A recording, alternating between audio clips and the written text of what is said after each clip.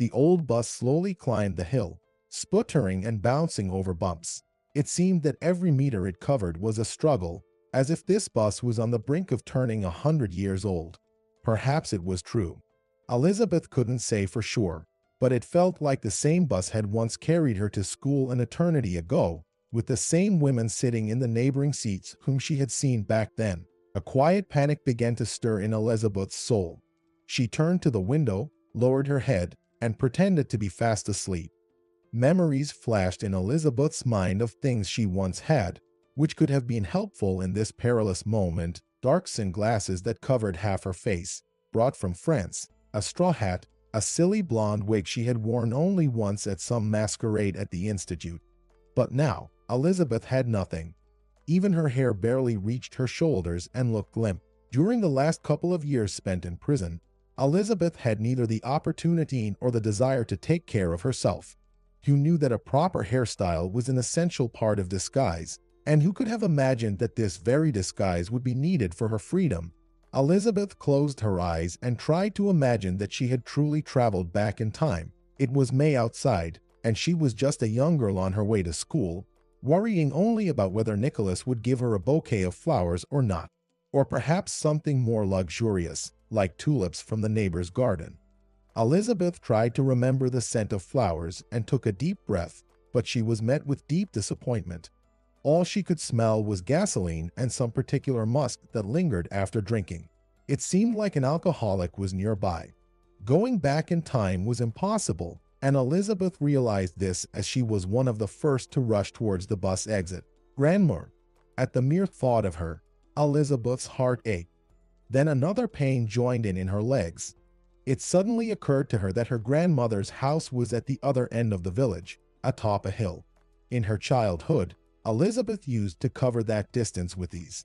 But now, she was panting and wheezing as if conquering Mount Everest. When Elizabeth stepped onto her familiar street, the overwhelming feelings in her heart intensified. Almost nothing had changed here. The same crooked, old houses, the same birch tree on the corner. Well, no, the birch tree had changed. It had long dried up.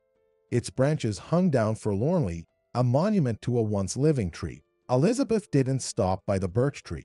She marched past it determinedly. It seemed to her that the withered tree was a bad omen, almost like a tombstone that would soon be placed on her grave. Besides, stopping was dangerous. She had no desire to meet with other villagers, at least not now. Perhaps sometime later. For now, Elizabeth, like a cornered animal, rushed to her den. She couldn't wait to take shelter in the house, even if it meant tending to her wounds amidst dust and cobwebs. The main thing was to be alone. The gate to the yard was wide open, as if guests had been here recently. A sense of foreboding crept into Elizabeth's soul. It was foolish to expect that the house had remained untouched in the 3 years since her grandmother's passing. Teenagers or maybe some alcoholics had surely made their mark here. At least she wasn't met with a scene of devastation. Elizabeth stopped on the pathway and scrutinized the house. The windows seemed intact, and the door as well. Elizabeth ascended the porch steps and touched the doorknob. There was no lock. The door swung open easily, not even creaking. Could it be that all of this was just a dream? Inside the house, almost nothing had changed. Elizabeth's gaze fell on her grandmother's old cardigan, hanging on a chair, and she let out a quiet sob. "Grandma," she said, her strength waning. Elizabeth sat down on the floor and burst into tears, mourning her grandmother, her happy childhood, and her old self. The other Elizabeth, the healthy one who used to wear beautiful dresses and go to parties, dancing all night without feeling tired. She wished to go back in time, almost begged for it, and it seemed like the sky had heard her plea. Explaining what happened next with something other than fantasy was impossible. "Elizabeth!" someone exclaimed in amazement. Elizabeth turned around and screamed as if she had seen a ghost. The person who had died many years ago stood there, looking at her as if nothing had happened. In Elizabeth's childhood home, now transformed into a mausoleum. Maybe she was already dead. In the past, Elizabeth would have laughed at these tarts. Neither in early childhood nor in her school years did she believe in fantasy. The scary stories that frightened other children only elicited irony from Elizabeth. "What zombies?" Who's ever seen them? She used to ask her friend Sarah when she couldn't sleep for hours after watching a horror movie. It's all movie make-believe, nonsense. But people wouldn't just make it up for no reason, Sarah would argue. That means someone, sometime. Oh, come on, Sarah, Elizabeth interrupted her. Take our village, for example. There's an old cemetery on the outskirts. Maybe they're hiding there in the cemetery, the girl asked softly, afraid to come out beyond the fence. They're not, Elizabeth shook her head. My grandmother and I sometimes go there. We've never met a single deceased person. At these words, a poorly concealed sadness crept into the girl's voice. Her parents had died when Elizabeth was 7. Her mother from an illness, her father from grief-induced drinking, and given his job as a long-haul truck driver, it was a dangerous combination. He got into an accident somewhere on the road, falling asleep at the wheel. Growing up, Elizabeth regretted not finding out more details. How had it happened that she didn't go to the scene of the tragedy, where she might have found something to add to the portrait of her father? Silly, of course. Most likely, now, 20 years later, it was all overgrown with weeds or built over, or maybe buried under asphalt. In any case, there were no shards of headlights or gasoline puddles left on the road. Only memories. And maybe it was exactly there that her father's ghost found peace. You could never know now, but Sarah couldn't calm down and persisted. You and your grandmother went to the cemetery during the day, right? Elizabeth nodded. See, her friend triumphantly pointed out. But the dead, when they attack, it's at night. How do you know what's happening in the cemetery now? Elizabeth's patience snapped. She had never been a coward herself and despised timidity in others. She looked out the window and decisively declared, I'll go there tomorrow night and spend the night. Where? Sarah gasped, horrified. At the cemetery. Yes, Elizabeth confirmed. I'll come back from there alive and well. And if you ever try to tell your scary stories after that, I just don't know what I'll do to you. You are insane, Sarah said with a strange mix of horror and admiration. Each of these words sounded like a compliment to Elizabeth. She had never been an obedient girl. There were times when she fought with boys and ran faster than anyone during recess. So, Sarah's admiration served as an additional motivation for her. Elizabeth had to test her bravery no matter what. Otherwise, what was she worth? Elizabeth told her grandmother that she would spend the night at Sarah's again. Her grandmother didn't object. She nodded and packed some pastries for her. You'll treat your friend, Natalie said. It's summer, it's vacation. What's the harm in that? Have fun while you're young. After those words, a fleeting pang of guilt pierced the girl's heart. Yes, she was a real daredevil, but she tried to hide it from her grandmother. Not because she was afraid of scolding or reproaches. Natalie was like an angel and wouldn't want to upset her granddaughter. But the worry in her eyes would have been the worst punishment for Elizabeth. Despite the years that had passed since then, the girl remembered well how devastating the death of her daughter-in-law had been for her grandmother and later the loss of her son. Natalie would surely have a heart attack if she found out that her granddaughter had decided to spend the night in the cemetery. Despite Elizabeth not believing in zombies, she had prepared thoroughly for her nocturnal walk. She charged her phone, took a kitchen knife with a rounded blade, utterly useless in a fight, but it was some kind of weapon. And for some reason, she put a whistle in her pocket. She wasn't afraid of ghosts or zombies. She was much more concerned about people. Elizabeth had arranged to meet Sarah at the cemetery gates, but in reality, there were many more people gathered there. Arriving at the spot, she was surprised to see about half of her classmates who lived in the same village as she did. What are you all doing here? Elizabeth asked in amazement. We came to escort you on your final journey, a local guy chuckled. To see if you'll step through the gates or not. Elizabeth gave him an angry look and nodded. I'll step through. Sarah, can I talk to you for a minute? They walked aside, and Elizabeth asked quietly, what is this? What kind of circus have you created? Why did you invite this crowd? Sarah clasped her hands in a prayer-like gesture and timidly said, I'm so sorry. Understood, Elizabeth sighed. You're quite the gossip, Sarah. I didn't expect this from you. Please forgive me, the girl repeated. Elizabeth waved her hand. All right, forget it. Let's go back to the others. You can see for yourself that people are waiting for the show. The girls returned to the crowd. Everyone was staring at Elizabeth as if she were some exotic creature. "So, are you really going?" another girl asked seriously. "No, I just came here for a midnight stroll. To see if the gates are still in place," Elizabeth retorted. Elizabeth didn't particularly fancy hanging out with girls her age. She saw most of the girls as shallow and limited. Most of them were only interested in clothes and boys, paying no attention to anything else. Elizabeth had much more ambitious goals. Of course, at 17, she also watched TV shows, eagerly examined catalogs, and could discuss a cute boy with her friend. But that wasn't her main focus. The girl dreamed of providing her grandmother with everything she needed. But how could she do that when she had neither influential relatives nor money, only through education? Elizabeth firmly decided that she would escape from the village, no matter what it took. She would move to the big city, enroll in a university, and then strive for a successful career. Natalie dedicated her entire life to her granddaughter. She denied herself everything just to ensure the best for her. Clothes were bought for Elizabeth first and foremost, while the woman herself wore the same dresses and sweaters for 10 years until they were completely worn out and suitable only for gardening. "Granny, let's buy you something too," Elizabeth would say when they visited the city. "Look at this dress, it's blue. If you wear it, your eyes will be as blue as the sky. I'm too old for this dress. Look, it barely covers the knees," Natalie would protest. "Then look at that green one," the girl insisted. "Try it on, Grandma, please." "The green one with sequins," Natalie would marvel. "I'm too old for something like that. I'm 30 years too late for sequins." And so, the woman would nitpick about every item offered by her granddaughter. She found flaws in everything. In the end, they bought everything for the girl. Usually, Natalie was left with nothing. "You are so difficult," Elizabeth would grumble. "You don't like anything." Only later, in her teenage years, did the girl realize that it wasn't stubbornness but rather thriftiness on her grandmother's part. Natalie was ready to sacrifice everything so that her granddaughter wouldn't feel deprived. She didn't even remarry, although she could have.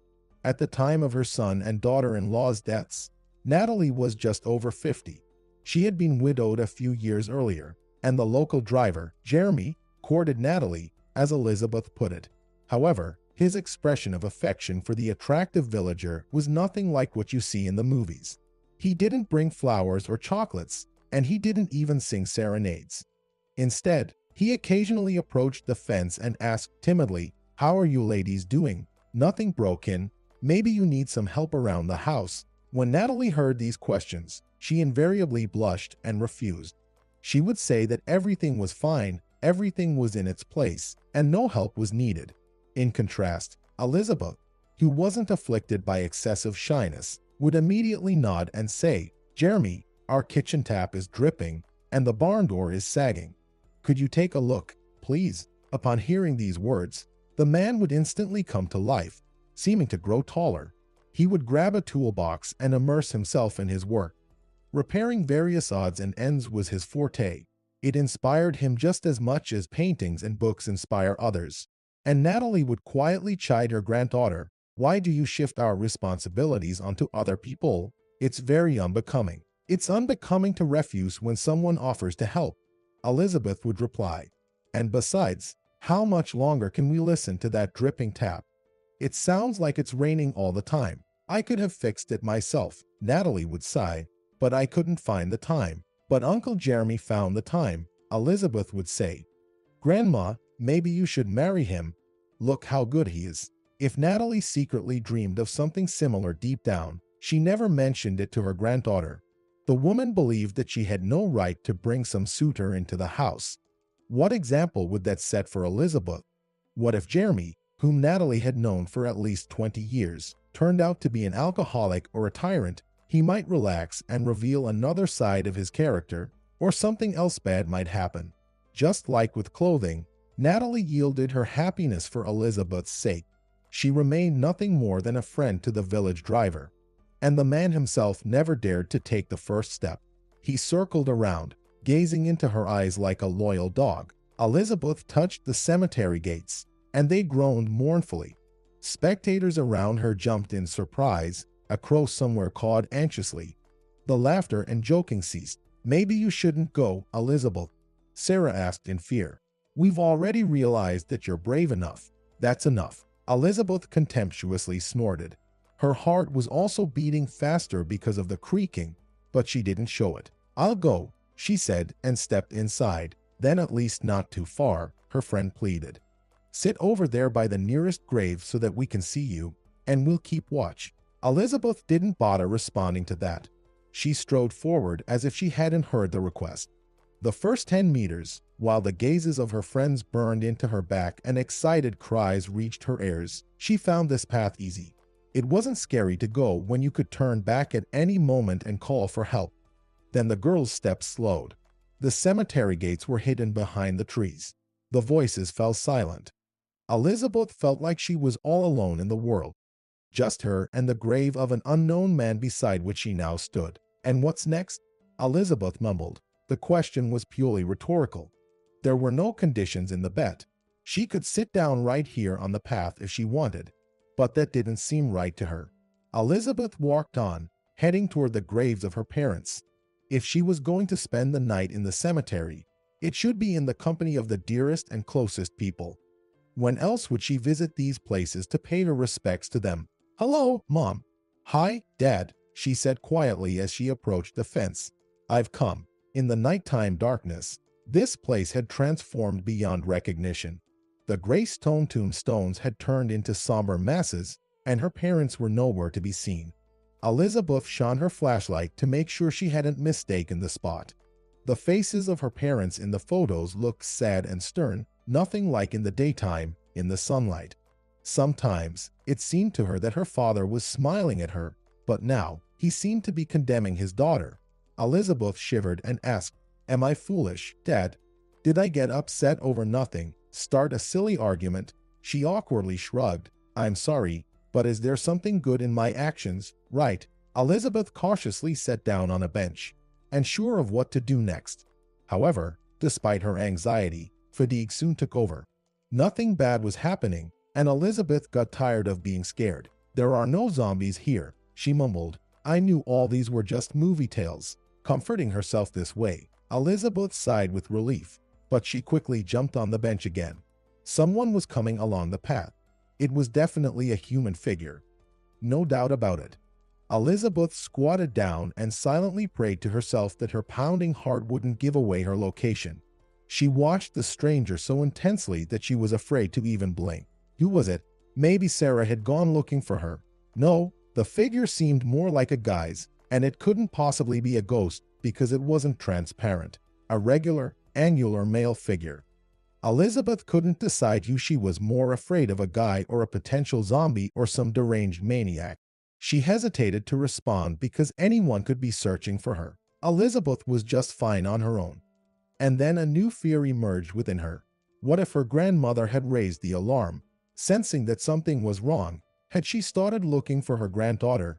Although, in that case, half the village would be searching for her. The stranger moved slowly along the path, seemingly scanning something along the graves.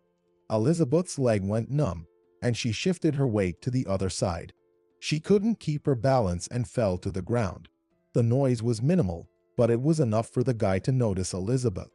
A slender shadow darted in her direction, and she screamed, "Don't come near me, or you'll get it." With trembling hands, she pulled a blunt, useless knife out of her pocket and immediately felt more confident. It was some form of defense, after all, and in the darkness, it was impossible to tell if the knife was dull or sharp. The shadow froze for a moment, then waved its hands. "Don't scream like that. Don't you recognize me? It's me, Brian." As if to confirm his words, the guy turned on his flashlight and directed the beam of light toward his face. It seemed like he didn't know that anyone illuminated from below could look like a monster. Elizabeth burst into hysterical laughter. "Stop it. Do you want me to die of fright?" she exclaimed. The guy lowered the flashlight and awkwardly shuffled near the fence. Elizabeth sighed with exasperation and nodded at him. "All right, come in. You're such a fool, Brian. Why did you scare me like that?" Brian approached her and hesitantly extended his hand to help Elizabeth up from the ground. "I'm sorry," he muttered. "I didn't mean for it to turn out like this." "You didn't mean to," she mocked. Why did you even come here and wander around the cemetery? Although, wait a minute, maybe you're the one who's not normal. What about you? Brian replied with a question. I came here on a dare, and I came because I was worried about you, Brian said. What if there are zombies or something else here? Or maybe you just get bored. Brian was a peculiar guy. He was in the same class as Elizabeth, and she usually paid him no attention. She would have never imagined that Brian would suddenly come to her rescue. But, in the end, the whole class, including her best friend, was waiting by the gates, expecting the cemetery keeper to bring out her cold body. However, Brian didn't wait and came for her. Sit down if you want. We can wait for morning together. Do the others know you came here? She asked. He shook his head. No, I didn't tell anyone. I was afraid it might not be allowed. Thank you, Elizabeth mumbled. She didn't really know what she was thanking him for not telling anyone about his arrival or for worrying about her. The latter made her a little uncomfortable. They sat together and looked at the tombstones. There wasn't much else to do. Brian moved his lips as if reading the names and asked, Do you know these people? Why did you choose this spot? They're my parents, Elizabeth reluctantly replied. They passed away when I was 7. It seemed like Brian felt awkward about his question. He lowered his head and murmured softly, I'm sorry. So, we're neighbors here, too.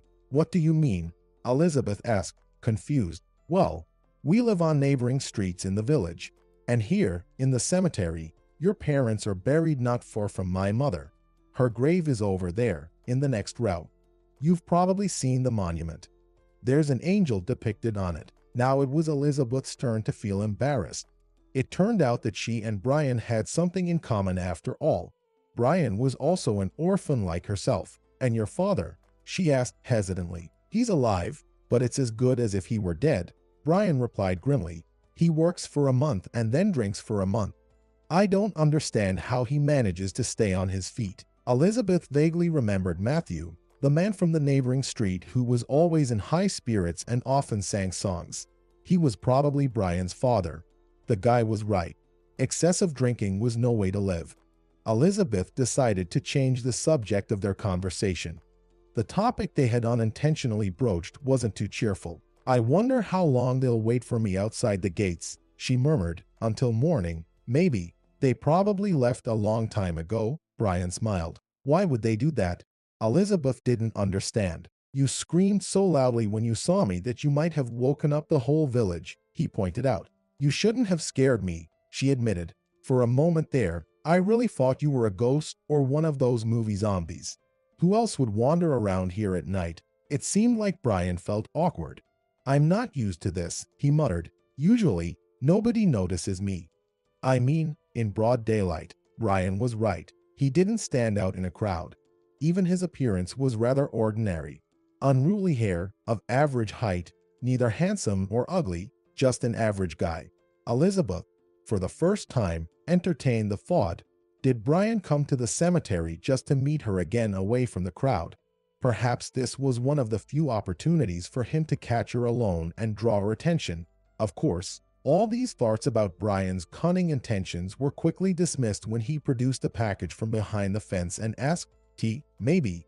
It's summer, but the nights are chilly. You're a magician, Elizabeth murmured, watching him take a small thermos, a couple of cups, and a pack of cookies from the bag. Contrary to her fears, this night was not scary or dreadful at all. It passed like a moment.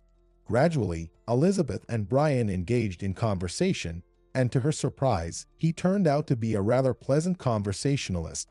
She didn't have to pull every word out of him, and he didn't spout nonsense to impress her. If Brian was a bit modest, Elizabeth found it appealing. They talked about school, teachers, and grades. What do you plan to do in the future? Elizabeth asked. Where will you go after school? I want to become a tractor driver, Brian replied. A tractor driver? Elizabeth asked in surprise. Yes. Why are you so surprised? My father used to work on a tractor before he became a shift worker. And my grandfather did too. So, you're going to continue their illustrious legacy. Elizabeth thought to herself. Brian's response was so simple and unpretentious that Elizabeth felt a slight disappointment in him. Just when she had thought that her new acquaintance had some interesting qualities, He turned out to be a future tractor driver. No ambitions, aspirations, or originality, Elizabeth thought to herself. He's just going with the flow, living the same way his ancestors did, with no desire for change. Boring. She didn't let it show and continued to converse with him as before. However, he somehow lost his appeal in her eyes. Elizabeth considered people who wanted to stay in the village dull. There was nothing to talk about with them, and any conversation seemed pointless. "What about you? What will you be?" Brian asked. "You'll probably choose something artistic or creative, won't you? Maybe something related to art, theater, or painting." "Why do you think that?" Elizabeth asked. Brian shrugged. "It just seems obvious. Remember when you played Cinderella in the school play? You got into character so well that even I believed it. Where else would you go if not into a theatrical career?" "Did you actually attend that play?" Elizabeth asked, surprised. "It was for the younger kids. I didn't think anyone from our grade would bother with Cinderella. I went with my cousin," Brian explained, a bit embarrassed. "She was in the 3rd grade back then, and she really liked how you played." "So, you have at least 2 fans in this village." "No," Elizabeth replied. "I won't pursue theater. Do you know how competitive it is? I might do fine in a school play, but in the city, I'd only get secondary roles, like maids or the friends of the main characters. Can you imagine the disappointment? But if you don't try, you won't know," Brian argued. Elizabeth shook her head. "It's already decided," she said. "I'm going to study economics. There may be a lot of competition there too, but it should be easier to stand out." "Stand out where?" Brian asked. She pretended not to hear the question, though the answer was clear.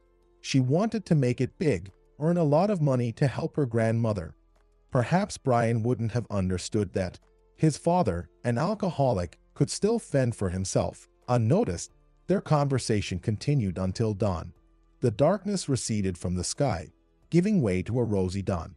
Elizabeth rose from the bench and realized with surprise that all her muscles had stiffened from sitting for so long. It seemed that Brian had managed to engage her in conversation, making her lose track of time. "It's time to go," Elizabeth said. "I think I've won this argument." "That's enough." "Yes, it's time," Brian confirmed, a tinge of sadness in his voice. The girl couldn't understand why he was so upset. Did he enjoy sitting by the graves or something? The cemetery was right there. He could come and sit there any time, even for a whole day. They walked up to the gate, and Elizabeth stamped her foot indignantly. "Look at this, not a single person. What did I sit there all night for? Who was I even arguing with?" Indeed, there was not a single person beyond the fence. All her classmates had long gone home. Only the crumpled grass and scattered wrappers indicated that there had been a crowd here not long ago. "Do you regret coming here?" Brian asked. "Of course, I regret it." "Don't you?" Elizabeth replied. "I would have been better off sleeping than freezing at the cemetery." Brian shook his head. "I don't regret anything. I enjoyed talking to you," and Brian struggled to formulate what he wanted to say next and merely waved his hand vaguely. Elizabeth found him increasingly peculiar. Despite her protests, he walked her home. Brian's presence puzzled the girl and left her feeling disoriented. Elizabeth couldn't fathom what he wanted. She couldn't believe that she had genuinely appealed to this guy. Did anyone really find her interesting? In any case, she chose not to dwell on Brian's idiosyncrasies. What did it matter what he felt towards her when Elizabeth had her eyes set on someone else? Nicholas. Nicholas was her classmate and, coincidentally, the son of the pig farm owner. Compared to most kids at their school, he led a fairly comfortable life. His family went on trips every year, and his phone, clothing, and everything else were always new and top of the line. However, what attracted Elizabeth to him was his character. Despite the family's wealth, he didn't flaunt it in front of others, behaving like an ordinary high school student.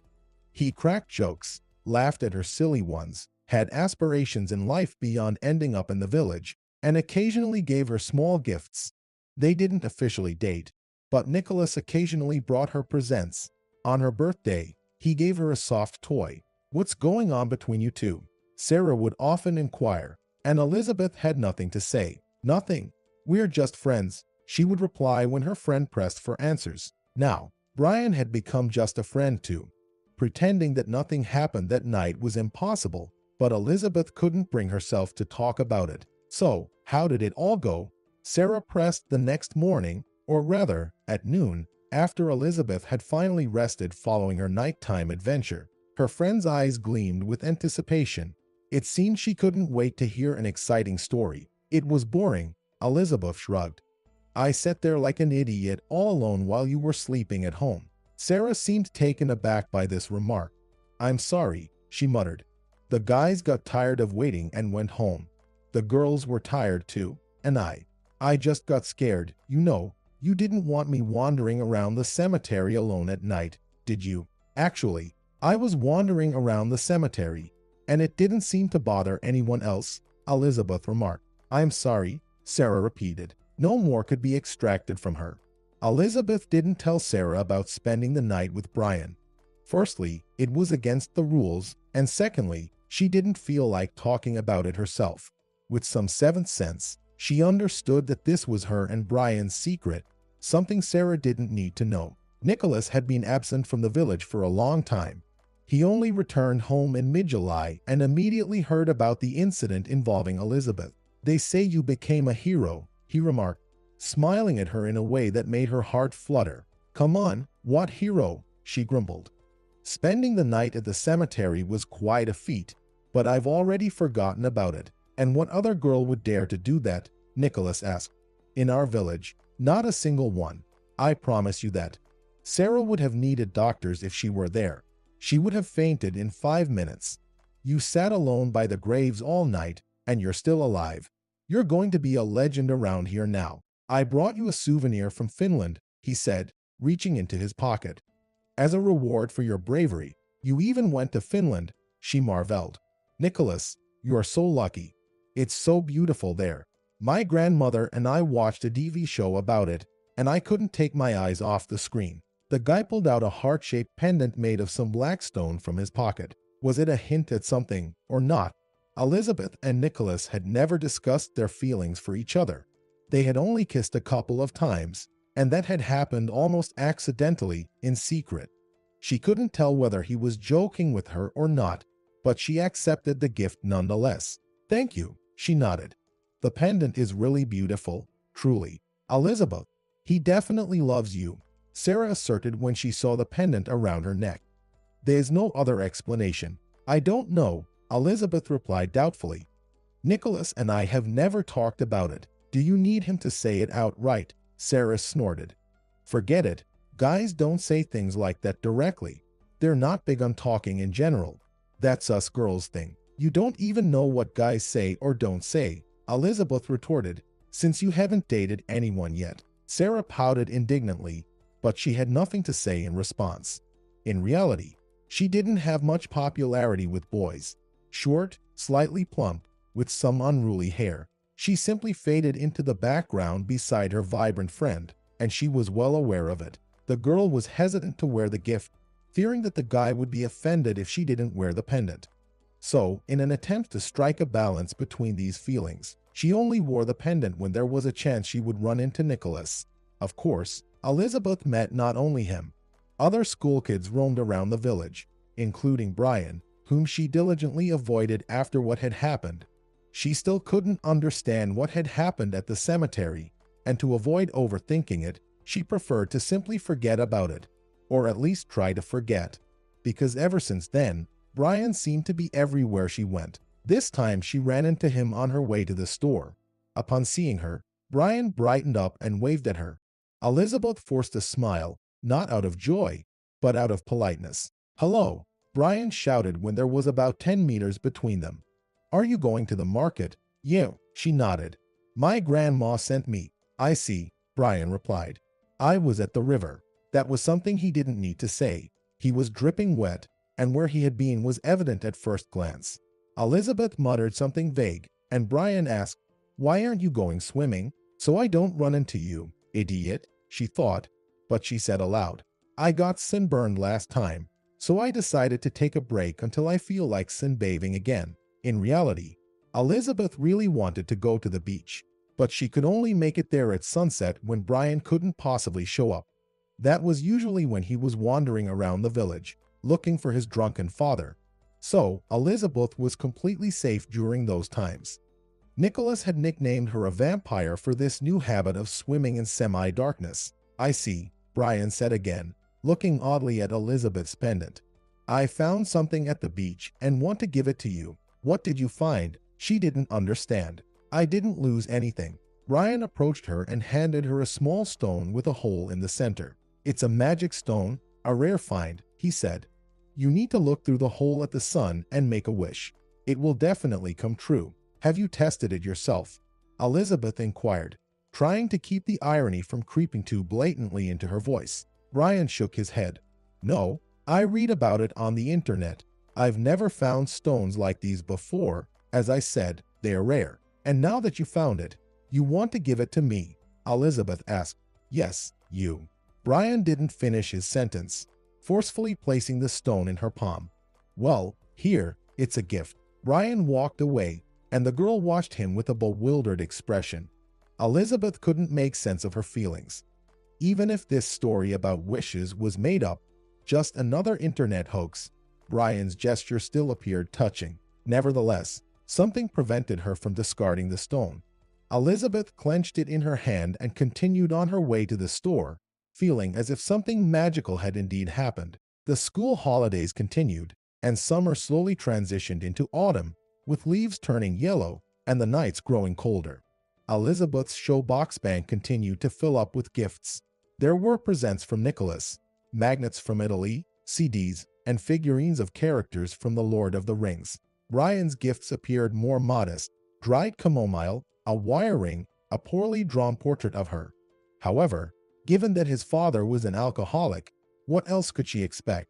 Elizabeth looked at all these items piled together, homemade trinkets and store-bought knickknacks, and it made her head spin. In her mind, Nicholas and Brian poorly coexisted. It was either one or the other. There could be no other way. Then came September, and a catastrophe struck, changing everything in an instant, irrevocably. It was the second week of school. The first lesson began, and Elizabeth took her seat next to Sarah, scanning the classroom. Nicholas was in his place, reclined lazily in his chair, watching the teacher. This morning, Nicholas surprised Elizabeth, muttering to her, "Something incredible happened yesterday. Once you hear about it, you'll be amazed." "What?" Elizabeth inquired with interest. "What happened? Tell me." "I can't right now," Nicholas replied, entreating her further. "But this news is a bombshell, I guarantee it." Elizabeth was puzzled. What could have happened in their sleepy village? It was, by definition, a place where nothing ever happened. Since the village's founding, there had been no significant events, except maybe the occasional fight between two alcoholics outside the grocery store, which wouldn't surprise anyone. Nicholas wouldn't stoop to such trivial matters. It was beneath his dignity. Everyone else remained in their seats, but Brian was absent. Elizabeth wondered what this could mean. Had he overslept, fallen ill, or perhaps he had fought with his alcoholic father? For a while, she absent-mindedly entertained these possibilities, but then scolded herself. What did she care, anyway? Let Brian disappear wherever he pleased. Why should it concern her? But her concern persisted. Fortunately, or unfortunately, her ignorance was soon resolved. Elizabeth learned the secrets of both boys, Nicholas and Brian. In some inexplicable way, they were connected. Their destinies were intertwined, like trinkets in her showbox. During the lesson, there was a knock on the door. The teacher interrupted her discussion of integrals and said, "Come in." The door swung open, and on the threshold appeared the deputy head teacher, in rather unexpected company, a police officer. The deputy head teacher had a serious expression, and the police officer's presence didn't bode well. The classroom fell silent instantly, and the deputy head teacher nodded to the teacher, saying, "Anna, please come with us. We need to talk." "But I can't leave now. We have an important quiz," the math teacher replied, scanning the classroom. The elderly teacher sincerely believed that nothing was more important than the lessons. Even the presence of a police officer couldn't convince her otherwise. The deputy head teacher raised her voice and said firmly, "Anna, this conversation is of the utmost importance." The teacher realized that any resistance was futile, so she instructed her students to work on the next equations from the textbook and left the classroom. No one even considered following Anna's demands. As soon as she disappeared behind the door, a commotion erupted in the class. "They've taken the math teacher," someone exclaimed. Elizabeth turned to Nicholas and asked, "What do you think?" However, he didn't hear her, grimaced somewhat unpleasantly, and said, "No one killed him, although they should have." The noise in the classroom slowly subsided, and everyone turned to look at him. "What are you talking about, Nicholas?" Sarah asked. "Why would your father want to harm Brian?" "Because," he replied, "this guy sneaked onto our property a week ago and stole money from my dad's car.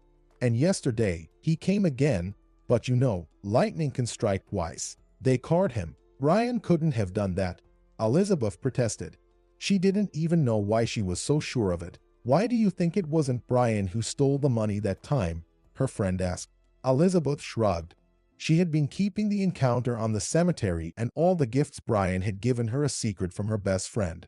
It would be foolish to confess to everything now, especially when Brian was being considered a criminal. She needed to figure out what was going on first. "They say it happened on Saturday evening," she said. "They caught him in the garden when he was approaching their garage. He wanted to steal money again, just like the first time." "But why do you think Brian wasn't the one who took the money the first time?" Sarah interjected. "There's no evidence." "Fine, let's say it wasn't him then," Sarah easily agreed. "But what was he doing on Nicholas's property on Saturday? Did he get lost, confused the streets? It's a very strange coincidence, don't you think? Surely, it was Brian both times. His dad never had any money, and Brian always wears some old stuff. Obviously, he got envious and wanted a better life. He went down the wrong path. That's what everyone believes." Elizabeth couldn't just accept the village gossip as the truth. Listening to the opinions of the crowd was beneath her dignity. There had to be more to the story, and she intended to find out the truth. To do that, she needed to hear both sides of the story. She had already heard enough from Nicholas and the village gossips, and it sickened her. The only thing left to do was talk to Brian.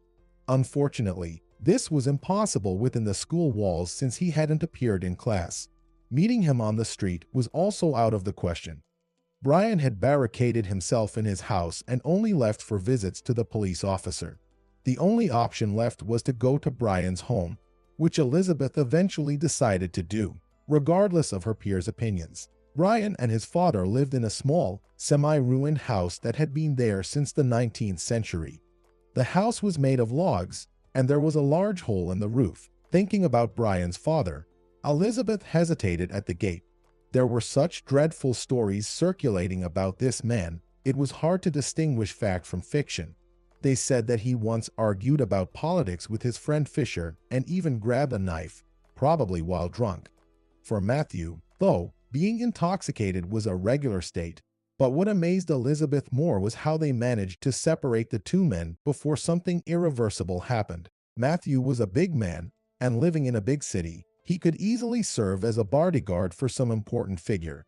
Elizabeth had seen people like him in movies, and it was frightening even to approach him, let alone speak to him. Yet, she intended to bring up such an awkward subject. He had once driven his car while intoxicated, nearly sinking it in the river, and on another occasion, he had argued with some gangsters. It might all have been hearsay, but Elizabeth was truly frightened. Who knows what to expect from a man who considers getting into a fight the best way out of an awkward situation? She couldn't see a car near the house, which gave her a bit of relief. The chances of not encountering Matthew had suddenly increased. Elizabeth walked towards the porch but suddenly stopped, as if she had run into a stone wall. There he was, Matthew, hiding behind the trees, waiting for the right moment to attack an uninvited guest from behind. Elizabeth froze, wondering what to do next. It felt like a game of hide and seek. Who was hiding from whom? Was she hiding from Matthew, or was it the other way around? And who should be looking for whom? "Hello! What did you see there?" Brian's voice came unexpectedly from behind, making Elizabeth squeal with surprise. She turned around and whispered fearfully, "Shh! Your father is over there." "Where?" Brian's expression showed surprise, not fear. Elizabeth pointed at the bushes, and Brian burst into laughter. "That's not my father. It's a bird decoy. You can go closer and take a look. It won't bite." Elizabeth took a few hesitant steps toward the trees and felt like a complete idiot. It really was a decoy. It's a good thing your father isn't around, Elizabeth laughed. That's for sure, Brian nodded. Don't worry, my father left for the city early in the morning. If we're lucky, he won't be back until tonight, and you won't run into him. The girl nodded in satisfaction. She had finally clarified what had been bothering her. One less problem to worry about. However, the reasons for concern were far from over. Elizabeth recalled what she had wanted to discuss, and it made her feel awkward. How to steer the conversation towards the right topic. Before she could gather her thoughts, Brian asked the question himself. How's school? Fine, Elizabeth replied. Then, after hesitating for a moment, she added, everyone's talking about you. I figured as much, he muttered. But what really happened? Elizabeth asked, and her voice trailed off. But her meaning was clear. Do you really believe that? He asked. Do you truly think I broke into someone else's car and stole money? I don't want to believe it, but I don't have any other explanations, Elizabeth admitted. I can't imagine why and how you ended up on someone else's property. You and Nicholas have never been friends, never even interacted. What were you doing there? Elizabeth realized that Brian was no longer listening to her, and she cut her speech short. He shook his head in dismay. I thought you were different. Turns out, you're just like them. Brian waved his hand in the direction of the neighboring houses. I guess there's no point in trying to prove anything to you. Think whatever you want. I don't care. Brian turned his back on Elizabeth and walked towards the house. She desperately called out, Brian, wait. I came here specifically to figure everything out. Brian. Elizabeth rushed after him, but he didn't even turn around. He slammed the door shut right in her face. She pounded on it with her fists. Brian. It was pointless. He must have barricaded himself inside to ensure no unwanted guests got in. Rubbing her bruised knuckles and barely holding back tears, Elizabeth stepped off the porch and headed home. In place of confusion and hurt, anger began to well up in her heart. What infuriated her the most was that Brian had called her a gossip. Hysterical, she muttered to herself. Can't even have a proper conversation. If you have an alibi, why not share it with the world? He must be guilty, and now he's trying to play the victim. What a clown. No one knew exactly how Matthew had managed to bury this story. Nonetheless, it was likely that, for the first time in his life, he had played a role in his son's fate, albeit in a rather extravagant way. After some time, Brian returned to school, but his classmates didn't welcome this fact with much enthusiasm. They kept their distance, whispered behind his back, and referred to him as if he were a criminal. Brian either ignored it all or pretended to. He diligently attended classes, studied, and outwardly appeared unaffected by the curious glances of the teachers or Nicholas's taunts. Elizabeth ceased to associate with both Brian and Nicholas. She never forgave Brian, and Nicholas's behavior disgusted her. Her first crush had faded. Moreover, exams were approaching, and she couldn't think of anything else. Would she get a high score? Would she escape the village or remain here, sweeping floors at the local community center? Elizabeth's hopes were realized as she received excellent grades in all subjects. Natalie was overjoyed for her granddaughter and shed tears when it was time to send her off to the city. For the first time, the girl began to doubt her decision to go to the city. 1,000 fears and anxieties swirled in her mind. Could Natalie handle things on her own? Could she manage her studies and the university curriculum by herself? Would she return home within a year? Surely, there would be students from well-off families at the university. They would have attended prestigious schools and received tutoring. What could Elizabeth offer them in return? A rural school and books from the library. Could she really make it with so little to her name? But the girl persevered and succeeded. These 5 years were not easy for her, but the diploma she earned with honors made it all worthwhile. During those years, she never missed a lecture, never skipped a seminar, and even attended classes with an elderly philosopher who paid little attention to the students, mumbling treatises to himself. Many considered Elizabeth a bookworm, especially her roommate, Juliana. Juliana was a year older than Elizabeth and spent her weekends at various parties. At first, she tried to bring the first-year Elizabeth into her social life, inviting her to various events, but eventually gave up. Like an old lady in an 18-year-old's body, Juliana remarked in surprise. Don't you ever get tired of studying? Elizabeth, at that moment, was working on another report and half listening to her roommate. No, she muttered. I'm not bored. This is why I came here. We all came here for that diploma, Juliana noted, hurt by Elizabeth's serious tone. But sometimes you need to relax, live, have fun, and meet guys. Elizabeth rolled her eyes. Juliana was mostly occupied with dating. If studying had any value to her, it was in the university halls, where she could find another potential husband. Juliana changed them almost every month, and Elizabeth had no respect for her in that regard. After the Brian and Nicholas incidents, she had had her fill of romantic entanglements. For the next couple of years, she was sure of it. Elizabeth could have explained that she wanted to excel, that she was used to it, and that she couldn't stop now, like a speeding train. She could have shared her dreams of making her grandmother proud, using part of her tiny pension and working as a store cleaner just to support Elizabeth in the city. Her sacred duty now was to become an excellent specialist, secure a higher position, and move her grandmother into a palace that would make any Disney princess envious. Perhaps all of this sounded a bit naive, as Juliana would say, but Elizabeth didn't want to discuss her dreams for another reason.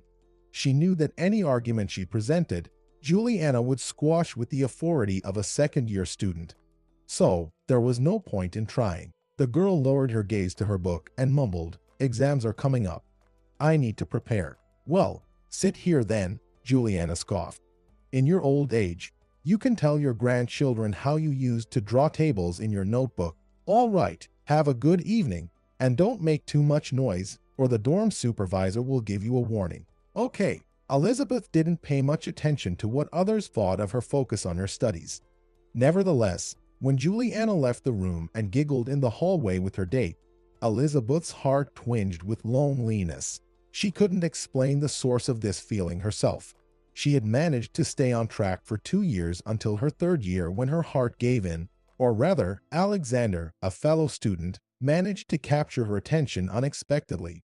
It all started in physical education class, a subject that had always been a challenge for Elizabeth. Basketball was the worst part of it. Elizabeth couldn't handle the ball at all, and the persistent pay teacher insisted that everyone participate. As a result, even when Elizabeth managed to get hold of the ball, stronger opponents would push and shove her in all directions, sometimes resulting in bruises. That's when Alexander came to her rescue, looking nothing like a superhero. He was in a sweaty, worn-out t-shirt with messy hair. "Pass it to me," he shouted when he saw Elizabeth cornered by 2 opponents from the opposing team. Elizabeth hesitated for a moment but did as instructed. In what seemed like a fantastic, unreal leap to Elizabeth, Alexander grabbed the ball and moved it toward the hoop. For the rest of the match, he continued to protect her, always being there when danger loomed. Elizabeth was deeply touched by his care. For the first time in a long while, the physical education class went relatively smoothly. At least she didn't end up with any bruises, and the teacher didn't yell any more than usual. In her mind, Elizabeth made a note to stick closer to Alexander in the next pay classes, as her own well-being was worth it. However, as she soon found out, Alexander didn't want to wait for pay classes to be near her. He caught Elizabeth by the gym doors. "That was a hot class, huh?" Alexander asked, smiling broadly at her. Elizabeth nodded uncertainly. They had been studying together for 2 years, during which Elizabeth had paid no more attention to Alexander than to the teacher's desk or the classroom. Alexander was a typical guy, barely passing his classes, shifting between C's and B's. He had failed his exams a couple of times, but somehow managed to pull through. He didn't have the looks of an athlete or the handsome face of a movie star, and he didn't stand out in social circles. Nevertheless, he had been a great help to her in physical education. So, she had to respond. Elizabeth smiled awkwardly and said, "Yo, it was. Thanks for helping me out. Those guys almost crushed me." Alexander waved it off dismissively. "Nonsense. If you ever need help, just let me know. I'll handle those guys with one hand." The statement was highly doubtful, considering Alexander's somewhat frail appearance. It was hard to believe he could outmuscle his opponents in basketball, let alone with one hand. An awkward silence hung in the air. Alexander didn't say anything more and just stared at her. Elizabeth felt like he was expecting something from her but couldn't quite figure out what. She nervously added, "Let's head to class. The bell will ring in 3 minutes." Alexander seemed to snap out of it and took her hand. "Class it is. We'll be drawing flowcharts in computer science today. What's your plan after classes?" "Plan?" Elizabeth didn't understand. "What do you do after classes?" Alexander repeated slowly. "Oh," Elizabeth finally got it. "Not much, I guess. Haven't decided yet." Actually, Elizabeth had a lot on her plate. She needed to work on her coursework, make the necessary corrections that the instructor had pointed out a week ago. She also had to revise her lab work, visit the library, and check if someone had returned an unnecessary finance textbook. She hesitated to tell Alexander about all of this. It wasn't that she wasn't interested in him as a guy, she genuinely wasn't. However, she didn't want to cement her image as a nerd or a bookworm any further. She had just started to be considered a normal girl by someone. Why ruin it herself? Elizabeth wasn't ready for that. "I can say I'm free," she stated decisively. "Completely free, or just for today?" Alexander raised an eyebrow, but when he noticed Elizabeth blush, he decided not to pursue the topic. "Well then, how about we take a walk in the park? The weather is great today." "I think it's a bit chilly today," Elizabeth cautiously remarked as they walked past a window. "If not the park, then how about a cafe?" Alexander shrugged. "What do you say? We can sit, chat about life." "Okay," she agreed. "There's a pizzeria nearby, and the prices seem reasonable." Alexander didn't object to the pizzeria with reasonable prices. Fortunately, in class, he hadn't pursued Elizabeth, and he had sat with his friends. Elizabeth wiped her palms and breathed a sigh of relief. What had just happened? After their classes, Alexander caught up with her at the door and took her hand. Luckily, he had cooled down a bit during their computer science class, so he wasn't sweating profusely anymore. His hand was dry. "I'm a pro at computers," he proudly told her, with a hint of bragging. "If you ever need anything, just ask." That was highly doubtful because Elizabeth didn't own a laptop or computer herself. She used the university's computers when necessary. Nevertheless, out of politeness, she asked, "Why didn't you study to become a programmer? Why did you choose economics?" "I didn't score high enough," grumbled Alexander. "For these nerds around here, grades on a report card matter more than talent, so I had to go where they'd accept me." Again, it didn't match. Elizabeth couldn't understand how someone could choose a path so easily and simply give up on their dream. "Why did you choose economics?" Alexander asked. "Do you really like all those calculations?" "I just love mathematics," she evasively replied. "So, I thought economics would be the best fit." "Ah, mathematics," Alexander said, sounding bored. "Kitty nerdy, but it's a useful thing, I won't deny that. Especially when you need to count money, as long as there's something to count." Right, perhaps it was a joke because Alexander burst into laughter. Elizabeth forced a tight smile. She didn't quite grasp what was happening, but like in all life and academic challenges, she wanted to get to the bottom of it. She was simply curious. Is this a date, or isn't it? She pondered nervously. And if it is, why is Alexander behaving so strangely, as if he's not very interested in spending time with me? Maybe he's just being polite. The oddities continued at the pizzeria. Elizabeth overlooked the fact that Alexander had ordered the cheapest pizza and an Americano, which she couldn't stand. But the conversation he initiated at the table was no better. While Elizabeth sipped her bitter coffee, trying not to grimace, Alexander talked about his passion for computer games and his trip to Turkey last year. He barely asked anything about her, only inquiring in passing if she planned to stay in this small town after college or head to the capital. Elizabeth left her first ever date with mixed feelings. Her head was spinning from all the computer talk. To escape from her persistent admirer, she lied about needing to go to the library. They parted ways as casual acquaintances, nothing more. However, during their next physical education class, Alexander once again defended her in the gym. Between classes, he walked her from room to room, talking about his computers. Elizabeth didn't know how to deter him. On one hand, she had no use for an admirer, especially someone like Alexander. On the other hand, the recent basketball games had surprisingly gone smoothly, if such a description was even possible for them. Elizabeth was less harassed by her opponents, and Alexander tried his best to get the ball away from her. Such an attitude towards her, as a complete novice, wasn't exactly flattering. But she didn't argue with him. What could she say? She was truly a terrible player. Elizabeth's classmate and Alexander's friend, Harriet, had been observing them lately, and Elizabeth had noticed. It was hard not to feel the piercing gaze that followed you all day long. Eventually, Elizabeth decided to confront Harriet, catching her in the hallway as she was about to leave. Elizabeth asked, "Harriet, can I talk to you for a minute?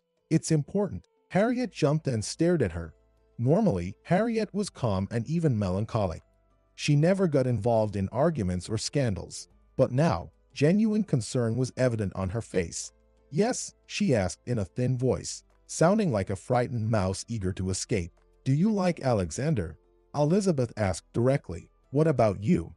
Harriet replied with a question. Elizabeth hadn't expected that. In her mind, a girl in love with a guy would either scream or throw a fit, maybe even cry and accuse her rival of all sorts of sins. Harriet, on the other hand, looked slightly flustered, and it was clear that she didn't relish this conversation. "We're just friends with Alexander," Elizabeth said, although even calling Alexander a friend was a stretch. "Your turn to answer." "I don't like him at all," Harriet stated. Her face briefly contorted as if she were talking about something disgusting, like mold or cockroaches, or perhaps something even worse. There was no doubt about the sincerity of her words. Elizabeth stared at her in puzzlement. "Why are you following us, then? You can't seem to take your eyes off us. What's your interest?" "Don't trust Alexander," Harriet unexpectedly said. "He's using you." "What do you mean?" Elizabeth asked, surprised. The girl couldn't recall a single instance where she had done Alexander any favors. Quite the opposite. During physical education, he was the one who defended Elizabeth. At other times, he never asked her for anything. The only way Alexander could use Elizabeth was as a pair of attentive ears. Over the past couple of weeks of their friendship, she had heard a whole bunch of tedious stories about computers and games from him. If she wanted, she could write a book about it. The question was, who would buy such a book? "Do you know?" Harriet asked. "Alexander didn't write his term paper.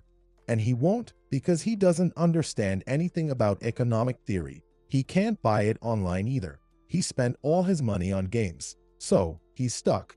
The only way out is to charm you or get kicked out of college. He has outstanding debts from the previous semester, and they won't keep him." Elizabeth rubbed her forehead. She was having a hard time grasping what was being said. Where had her famed cleverness disappeared to? "How do you know all this?" she asked. "I overheard Alexander talking on the phone," Harriet replied. "All right, let's say that's true," Elizabeth agreed. "But what does it have to do with me?" Pity flickered in Harriet's eyes. "It's because you're the top student in our group," Harriet said. "Who else can Alexander turn to but you? Besides, you don't have a boyfriend. I wouldn't be surprised if Alexander shows up with flowers. He's the type who would do anything to get you to write his paper." Harriet began making her way to the cloakroom slowly, while Elizabeth continued to stand in the middle of the hallway, ignoring the crowd around her. So, this is what had flattered Alexander. It turned out the only way she could entice him was with good grades. She wondered how long she would have stayed in this state of shock if Alexander, who seemed to be everywhere, hadn't appeared. "Where did you run off to?" he asked. "We were supposed to walk to the bus stop together."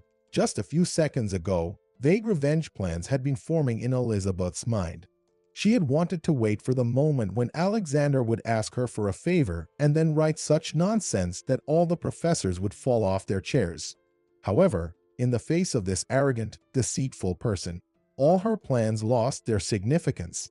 She wanted to settle everything right here, not prolong this agony forever. "I'll get there on my own," she muttered, pulling her hand away. Alexander, as usual, grabbed her, and even though his hand was dry this time, it was the most repulsive hand in the world. After his touch, Elizabeth wanted to wash her hands. "I don't understand," Alexander said, bewildered. "But I do," Elizabeth replied. "You wanted to use me, right? You need a term paper. Well, you'll have to do without me." Find some other sucker to help you." Confusion slowly disappeared from Alexander's face, replaced by anger and contempt. "Who are you if not a sucker?" he sarcastically asked. "You're exactly that," wandering around, blinking your eyes, unable to string two words together. "I'll manage your term paper without you." "Well, we'll see about that," Elizabeth shouted. "You don't have the brains to write it yourself. You'll end up on the streets after being kicked out of college. That's where you belong." Alexander had left, and Elizabeth continued to stand in the corridor, watching him walk away, ignoring the whispers of passersby. This was the second blow to her life. Brian was a thief, and Alexander was a fraud. Were there any honest guys left in the world? Elizabeth's prediction came true. They did, in fact, expel the guy after the winter session. Soon, all of this was forgotten. Elizabeth once again had to endure the torment in the gym, but these were mere trifles compared to the lies that surrounded her regarding Alexander. 3 more years passed, and Elizabeth no longer attempted to get close to guys, fearing that they all wanted to use her in one way or another. Instead, Elizabeth doubled down on her studies and graduated from college with honors. Her dream had come true, but she still couldn't keep the promise she made to Natalie before leaving. Elizabeth rarely visited the village, perhaps only during vacations, as she preferred to spend all her free time in the college library or computer lab. Her desire to improve herself had turned into an obsession, and she simply didn't have the time for trips to the countryside. "It's all fine, dear. Keep studying." Natalie would comfort her when her granddaughter called with apologies. "Everything's all right. Just study and don't worry about anything. You can come another time." Elizabeth made solemn promises to visit, although both Natalie and the girl knew they were empty words. Elizabeth felt guilty. She genuinely worried about her grandmother. Still, every Friday, there were reasons that kept her in the city, whether it was a lab that needed to be redone or a presentation for a conference. But during the summer, she managed to escape to the village. She took care of the garden with an energy that would have made any worker envious. She dug and tilled the beds, even to the point of lower back pain, all to do something nice for her grandma. "That's enough," Natalie would shout from the window. "Come have tea." "Just a little more." "Grandma," Elizabeth panted. "Wait, I just need to finish this bed." "To any suggestions to go to a disco or the beach?" Elizabeth responded with a resolute refusal. All of that seemed like a waste of time to her, time that could be spent on more useful things. Natalie herself had almost given up on the garden. She could hardly move around the house, gliding through the rooms like a shadow. Elizabeth asked her grandmother a couple of times what was wrong, but she would just wave it off. "My joints hurt." "Look, if you strain yourself in the garden, you'll end up like me, hunched over ahead of time." "I won't end up that way," Elizabeth proudly replied. "I'm strong." And she truly was capable of handling everything. She worked in the garden, helped her grandmother with household chores, and in the evenings, when she settled into bed, she would read an economics textbook. She had the time and energy for everything, except for meetings with her classmates. However, Elizabeth didn't miss them. From Natalie, she learned some details about their lives and was left disappointed. Sarah, her best friend since school, had married a guy from a neighboring village and had a child. Nicholas, a true big shot, lived in the city and drove an expensive car, but rumors had it that his father's patience was running thin. Nicholas didn't excel in his studies. He got kicked out of one college and then enrolled in another. There was some murky story with a girl who may or may not have become pregnant by him. In short, the first guy in the village who had money and charisma and could easily achieve anything chose the easiest and most despicable path, simply squandering his life on parties. And then there was Brian. For some reason, Elizabeth was afraid to ask about him, even though it seemed foolish. Nevertheless, she feared what Natalie might tell her. Brian's fate was hardly a bright one. To Elizabeth's surprise and disappointment, her grandmother hadn't even mentioned him once. "Brian. Brian," she repeated thoughtfully. "He's the fair-haired one, right? The son of the paramedic." "What paramedic are you talking about, Grandma?" Elizabeth sighed. "Brian's father is an alcoholic, or at least he was 4 years ago. Since then, I doubt much has changed, unless Matthew died." Natalie immediately remembered Brian's father, and the conversation picked up pace. An alcoholic? She asked. Matthew. I remember him. It's hard to forget someone like him. In the summer, he used to sing almost every evening, sometimes horribly and with all sorts of expressions, and other times quite soulfully. I haven't heard him, Elizabeth remarked. It's been 2 weeks since I came from the city, and in the evenings, it's quiet here. Nobody is singing, nobody is quarreling. He died, Natalie sadly replied. He drowned in the river last summer, either fell in himself, couldn't swim because of the booze, or maybe his friends helped him, who knows. It's a shame. I remember him when he was young, a decent guy. If there was anything that upset Elizabeth in this story, it was only that it had spoiled Natalie's mood. The fate of an old alcoholic didn't concern her at all. In her opinion, Matthew was to blame for his own fate. And what about Brian, his son? Elizabeth asked. What's going on with him? Grandma, do you know anything? I don't know anything about his son, Natalie replied, and hardly anyone else does either. You remember our people. They discuss even the most senseless news for months, but nobody has heard anything about Brian for a long time. Well, forget it, Elizabeth agreed. He left, so be it. Enough talking about him. Moreover, she didn't have too much time to dwell on it. She had gardening, books, and college awaiting her. Deep down, she feared that job hunting after graduation would take a lot of time. But everything turned out even better than expected. When Elizabeth went to the department to bid farewell to her professors, they all eagerly tried to persuade her to enroll in graduate school. You, my dear, have a direct path to pedagogy, the department head enthusiastically declared. I am ready to hire you right now, although as an assistant for the time being. But you understand that it's just for the short term. In a year, you'll be a senior lecturer. Elizabeth nodded with a smile. She couldn't imagine herself giving lectures, nor did she believe she could make a lot of money doing so. Besides, considering some of the subjects that students sometimes turned out to be, that wasn't for her. She had no interest in constantly resorting to sedatives. Kiran, don't derail Elizabeth from her true path, another professor joked as she filled out some papers. She has higher aspirations in life. Let her soar. What, Holly, you stayed here after college yourself, didn't you? The department head playfully protested.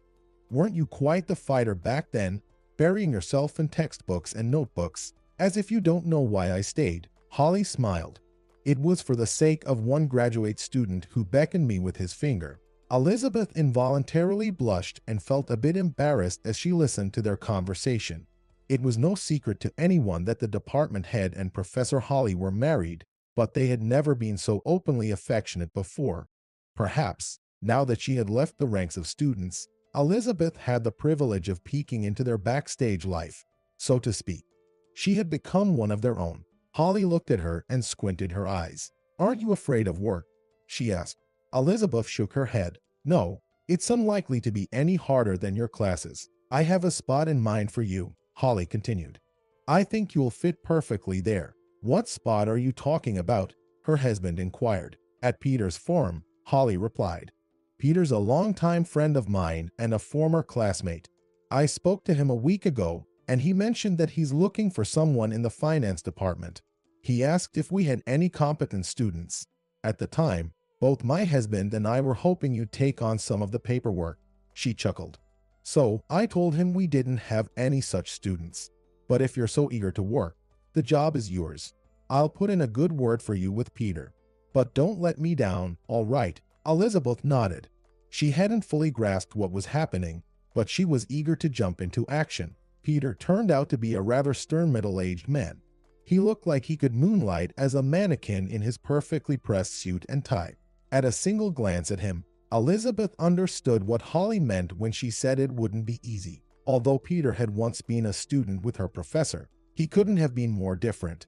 He seemed incapable of laughter and jokes. Did you come here to work, or to drink tea? He inquired, looking at Elizabeth with an expressionless gaze. I prefer coffee, Elizabeth confidently replied, even though her insides were trembling, and only at lunchtime. Peter nodded. Then let's get to work. Elizabeth quickly grasped the ins and outs of her new role and seamlessly integrated into the workflow. Soon enough, she became the driving force of her department. She worked as if for two people and also made valuable suggestions regarding the company's operations. Not everyone appreciated this, though. She's been here for such a short time and already acts like she's someone special, were the words often muttered by those Peter had mentioned. They didn't take liberties at work, only ate during lunch breaks, and didn't leave early, but no order could silence these ladies. One can only imagine their dismay when, just a couple of years into her job, Elizabeth was promoted to head of the department. The former department head, one of the gossip mongers, an older but lively lady, chose to retire and spend her time with her grandchildren, avoiding office disputes. Peter then offered her position to Elizabeth. Me, Elizabeth exclaimed when she heard his words. Do you think you can handle it? The boss asked. I can handle it. Don't doubt me. I never doubted you, the boss chuckled. Just straighten out that chaotic mess in there a bit. When I walk down the corridor, all I hear from behind your door is endless chattering. They don't close their mouths for a second, worse than a radio, I swear. Elizabeth saw Peter smile for the first time. As it turned out, he, too, was not devoid of emotions. Who would have thought? Of course, when Elizabeth was first appointed to this position, there were numerous rumors and debates. The most ingenious rumor she heard about herself was the assumption that behind closed doors, she and Peter indulged in something more than was befitting a boss and a subordinate. Would you like to repeat that in his office? Elizabeth calmly inquired, emerging from the corner. Or should I call Peter in here? The gossip monger, who hadn't expected her appearance, was left without words and fell silent. Elizabeth was no longer bothered by such idle talk. During her years at the university and afterward, Elizabeth had grown accustomed to all sorts of things. Her soul had developed a protective shield, rendering her insensitive to the opinions of others. She believed she was ready for anything. However, trouble crept in from an unexpected source. The phone rang persistently and anxiously, with a single, drawn-out note. Elizabeth covered her head with a pillow, but it didn't help. Then, she had an epiphany. Perhaps Peter had found some mistake in her report. After all, he had mentioned working late into the night. Later, reflecting on this moment, Elizabeth pondered how naive she had been. She had been concerned about the collective task, the company's profit, and whether her boss was satisfied with her or not. Yet, that wasn't the most important thing. Hello, Elizabeth mumbled sleepily, pressing the phone to her ear. Who is this? Is this Elizabeth? Is that you? The voice came through with interference, like a poorly tuned radio. Sometimes, this happened when Natalie called from the village. However, this time, it was an unfamiliar number. Elizabeth sensed something was wrong, and sleep left her in an instant. Who is this? She repeated and rushed to the window, as if that would help. Are you calling from the village? Yes. Has something happened to my grandmother? The voice rustled again. A neighbor, Elizabeth barely deciphered. Come quickly. There's trouble. She didn't bother listening further to the endless static coming from the phone. Elizabeth threw the phone aside and hurriedly started dressing. She didn't fully understand what had happened, but she knew one thing: there was trouble with her grandmother. If she could, Elizabeth would have gone to the village on foot, running straight through fields and forests. However, her body was frustratingly slow. Elizabeth called a taxi and promised to pay any price for a late-night trip to the village. She'd sell everything she had if needed, although as she uttered these words, she realized she had nothing. Exiting her building, Elizabeth noticed that she had left her home in her indoor slippers. But she didn't turn back. She didn't have the time or desire for that. The elderly driver paid no attention to Elizabeth's attire during the entire journey. This was for the best. Elizabeth didn't want to talk. She only wanted to scream. Natalie's house was dark and deceptively quiet. Only one window had a faint, candle-like glow. Elizabeth stepped out of the car, stumbling in the darkness, and made her way to the porch. Grandma? Her voice sounded too loud, and Elizabeth almost clamped her own mouth shut. What was she afraid of? She couldn't even explain it to herself. It felt as though something dreadful was lurking behind that door, ready to pounce on the first person it saw. From the room, Justine, the neighbor, appeared. Her face bore an air of sorrow and sternness. So, that's who had been lighting the candle. You've arrived, Elizabeth. She softly echoed someone's words, and I was waiting. Me. Why was she speaking in singular? How's my grandma? Elizabeth asked hastily. You called me so late. Where is she? Justine waved her hand towards the room. In there, waiting for you. Didn't want to close her eyes. Elizabeth walked into the room and sighed with relief. Natalie lay on the bed, peaceful and tranquil, as if smiling in her sleep. I asked her to hold on till morning, but she couldn't, Justine said sadly. She didn't wait for you. The questions Elizabeth intended to ask got stuck in her throat. She didn't wait. What did Justine mean? Her grandmother was just sleeping, and in the morning, they would talk about everything, or wouldn't they? A terrible realization washed over Elizabeth. In a panic, she threw herself at Natalie and began shaking her. Grandma, wake up.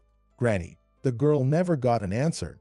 The only time she dropped everything and rushed to the village to be on time. The ambulance arrived quickly. Elizabeth could hardly hear what they were saying and was very grateful to Justine, who took care of everything. She handled conversations with the doctors and the funeral preparations. Details about how her grandmother had died gradually reached Elizabeth, and the whole story sounded so surreal that she couldn't believe it. She had been ill for a long time, Justine said. Didn't you know? Elizabeth shook her head. How could she have known? She could recite her business partner's phone numbers or her company's details by heart, but she had no clue about such an important matter. I thought as much. Justine nodded. Natalie didn't want to tell you. She pitied you. She said, what will my Elizabeth do in the city if she finds out I'm sick? She'll rush here. But she dreamed so much about city life. It wasn't a dream of city life, Elizabeth muttered. Her voice, after a long silence, sounded terribly hoarse, as if it had been worn out. I wanted my grandmother to live well. I thought I'd get a good job, get rich, build her a better house. She didn't need a house, she needed you, Justine said reproachfully. Elizabeth, you always seemed so smart, but you couldn't understand such a small thing. Justine's words felt like a knife piercing Elizabeth's heart, and she burst into tears. At that moment, she didn't fully grasp everything, but soon she would learn that most of the village residents, her former neighbors, and classmates she used to chat with regarded her much less kindly than they had in the past. On the day of the funeral, it rained. At the cemetery, during the eulogies, Elizabeth felt someone's gaze on her. She looked up and noticed a figure in a dark blue dress looking at her. The figure averted its gaze, and only then did Elizabeth realize it was her former friend, Sarah. Judgmental glances were directed at her from all sides. Elizabeth had only one way out to endure it all to the end. As soon as they buried the coffin, she slipped out of the crowd under some pretext and ran home. With the same urgency that had driven her to the village, she rushed back to the city. At that time, Elizabeth couldn't even think about how and under what circumstances she would return to her family home. Already back, Peter exclaimed, meeting her on the company's porch the next morning. You asked for more time off. I finished my business quickly. I can't stay idle, Peter, you understand. I need something to occupy my mind. Surprisingly, this seemingly robotic man seemed to understand everything. In his gaze, Elizabeth detected a hint of sympathy. I'm sorry for your loss, the man awkwardly muttered. Well, then, go to your workplace. That morning, she took a couple of tranquilizer pills and hoped she wouldn't break down at work. Elizabeth didn't want her colleagues in the department to notice a chink in her armor and start gloating. She wanted to remain strong until the end. Her co-workers, indeed, didn't notice any changes in her. However, she had stopped smiling altogether, until she met Hugo. Good day. Is this seat taken? This question brought her out of her somber thoughts. They usually revolved around mundane choices for lunch, fish, or meat. But Elizabeth found it difficult to decide since she started taking tranquilizers, as they made her think more slowly. Peter had already warned her a couple of times about her absent-mindedness. It seems I'll have to get off those pills and pull myself together. But for now, her mind was giving her only one answer: she didn't want to eat. Please, sit down, she nodded. I was just about to leave. Elizabeth began to get up and fumble for her purse on the chair when the unknown conversationalist caught her by the hand. Don't leave, please, or I'll think I scared you off. Whether in jest or earnest, he said. I'll look for another place for myself. Stay. Through the haze induced by tranquilizers, Elizabeth struggled to understand what he was saying. She needed to snap out of it. She was in a cafe. The food was delicious, just right during the lunch break, just steps away from her office. The fact that most of the people sitting at the tables were familiar to Elizabeth confirmed it, including the person who had just addressed her. This man had joined their office just a month ago, working in the adjacent department. Elizabeth hadn't had the time or inclination to get to know him properly, and now Hugo had dropped into her life at the cafe like a surprise. "So, are you staying, or should I go?" the man asked. "I really don't want to eat." Elizabeth sighed. "But what should I do with you?" "Let's stay." She sank back into her chair, and Hugo took the seat opposite her. His eyes sparkled with amusement, making Elizabeth feel somewhat uncomfortable. Next to her new acquaintance, she looked like a mournful mourner. "What will you order?" Hugo asked. "For intruding so unceremoniously into your space. Lunch is on me." "That's out of the question," protested the young woman. "I can pay for myself, and I'm really not hungry right now." Hugo continued to look at her, and Elizabeth gave in. "All right, just an Americano, then." "Having an Americano on an empty stomach is suicide," the man objected and signaled to the waitress. "We'll get you something to eat. Miss, bring this lady an Americano and the most delicious pastry you have. And for me, pasta with salmon." "I've been watching you for a while," Hugo said. "Really?" Elizabeth blushed. She couldn't understand what was happening to her. For the past 2 or 3 years, nothing had been able to faze her except her grandmother's death. But now, she felt completely thrown off balance. Hugo nodded. "You're always sitting alone, and you have this sad look on your face. I won't pry and ask what happened, but I thought ordering a pastry for you was the right thing to do. A bit of sweetness won't hurt." Elizabeth had long outgrown her school age and didn't believe in love. All her previous, albeit rather unserious, infatuations only reinforced her convictions. However, Hugo was undeniably attractive. She couldn't deny him that. Tall, broad-shouldered, he appeared to be around the same age as Elizabeth. She couldn't help but notice his long eyelashes. With such looks, Hugo couldn't have been lacking in female attention. So, what did he want from Elizabeth? The waitress brought their order. Elizabeth gazed at the elaborate pastry, adorned with flowers and cream swirls, and for some reason, it reminded her of her grandmother's pies. "What's wrong?" Hugo asked in surprise. "Don't you like this pastry?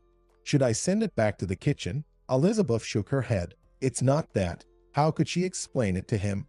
Preferably in a way that would keep her sanity intact and not make her seem crazy. "Just at least try it," the man urged. "Take a bite.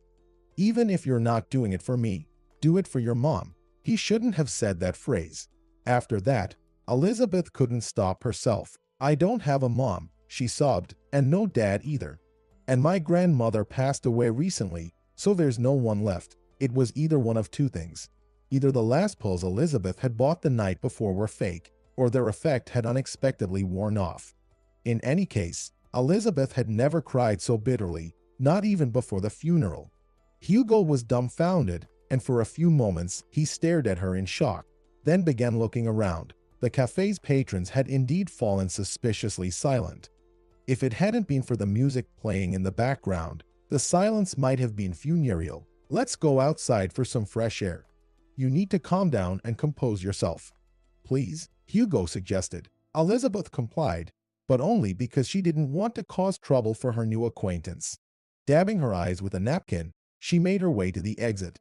It was only then, standing on the street, that Elizabeth realized Hugo's decision had been the right one. After the initial surge of emotions, she recognized how poorly she had behaved.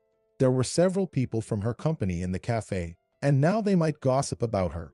It was terrifying to even think about it. "How are you feeling now?" Hugo inquired with concern. "Better, thank you," Elizabeth mumbled, "for caring about me and for taking me away from there." "You're welcome," Hugo replied. His face still displayed worry. "Are you afraid of what people might say?"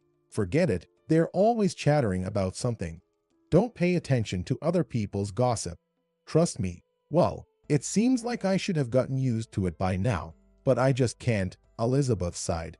"Anyway, I should introduce myself. My name is Elizabeth.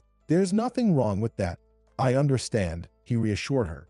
You recently lost your family, and it's not easy to go through. Just my grandmother recently, Elizabeth corrected him. But it still hurts. You're right. We could say we're comrades in misfortune, Hugo observed. How so? Elizabeth asked. I don't have parents either, he said thoughtfully. And my grandfather, who raised me, passed away 5 years ago, so I'm alone too. Sometimes you pick up the phone, but there's no one to call or message. It gets a bit eerie at such times. You don't have anyone to call? Elizabeth squinted at him. Any suspicions? Hugo smiled. Well, something tells me that in your college years, you were quite the social butterfly, the life of the party, so to speak, and people like that always have company. I can't believe that there's no one for you to reach out to. In that case, I'll never believe that nobody needs you, Hugo remarked. A girl like you is definitely needed. That's pure fantasy. Elizabeth didn't know exactly what kind of girl she was, but she was afraid to ask. Hugo, can I ask you not to tell anyone, please, about what I did here? What did you do? Where? When? Hugo comically widened his eyes and chuckled. You don't have to worry about that. I can keep secrets. The girl didn't quite believe that her new acquaintance wouldn't spill the beans about this story, but it seemed like he hadn't told anyone anything. At least, there weren't any more rumors about Elizabeth than usual, and people looked at her the same way, without any malice or pity. A couple of days later, Elizabeth ran into Hugo again, this time at the company's entrance. What do you call this? He asked instead of a greeting. I faithfully reserve the best table at the cafe every day, but you're never there. What's your excuse? Tell me. It feels awkward to go back there after what I did, Elizabeth admitted. Even with me? Hugo inquired. I'm afraid you won't be able to hide me from the waitstaff or the cafe's patrons, Elizabeth said with a sheepish smile. So, I think I'll refrain from visiting there for the next couple of months. Hugo opened his calendar on his phone, looked at it carefully, and nodded. Deal. Then, on November 5th, we'll meet at the same table where we first met. I'll make a reservation to ensure no one takes it. And now, I have an idea.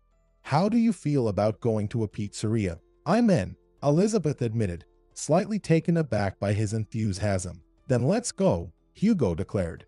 My car is already waiting in the parking lot. We'll be back by 1 o'clock. Elizabeth obediently followed him to the parking lot.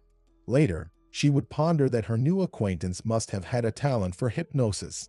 There was no other way to explain his charm. At first, she couldn't fathom why she was agreeing to all of Hugo's suggestions. But then she realized that her lunch break, spent in his company, was the only hour of the day when her hand didn't automatically reach for pills, and her grandmother's ghost didn't haunt her everywhere. Elizabeth still didn't understand what had sparked Hugo's interest in her. However, she never dared to ask such questions out loud. She was afraid that at some point, he would disappear from her life, leaving her alone, sinking back into depression, but this time an even deeper one because she had learned that things could be different. Her department, which Elizabeth managed, found a new topic for conversation: her relationship with Hugo.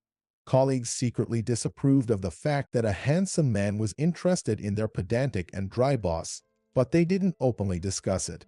Elizabeth couldn't care less. She felt a timid hope for happiness and nothing else. One morning, the girl received a message from Hugo. Don't stay late at work tonight. A surprise awaits you. She stared at these words for a moment and then typed a reply. Is it something or somewhere? I want to keep it a secret, Hugo replied in the message. Let it be a surprise. Elizabeth caught herself smiling foolishly as she read and reread this message. No one had ever surprised her before, well, except for Brian, but that was a long time ago and more childlike. She found herself growing impatient, much like the anticipation she felt as a child, waiting for presents from Santa Claus. She struggled to focus on her work, and it wasn't easy.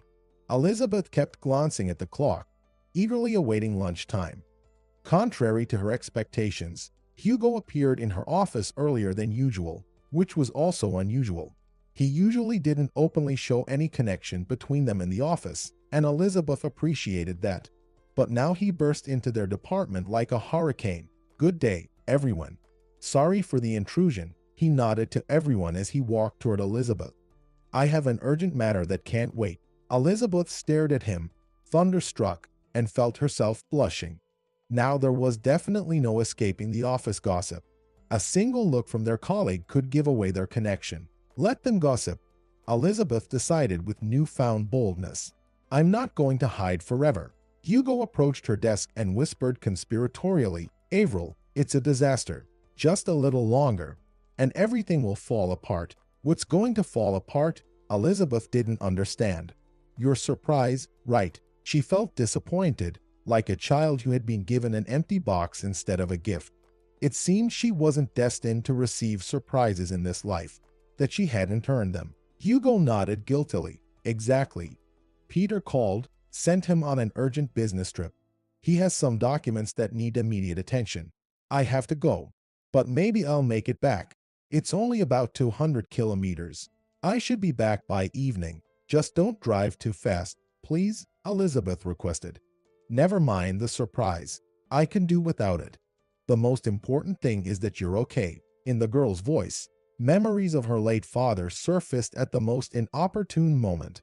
Perhaps he was also rushing home to his family when the accident happened. Elizabeth didn't want a second tragedy like that in her life. Nevertheless, I'll give it a try. Hugo winked. And you, Elizabeth, could you kindly sign these documents as well? You're covering for Peter right now. Maybe I can take care of delivering them instead of going back and forth twice. Then we can have lunch together.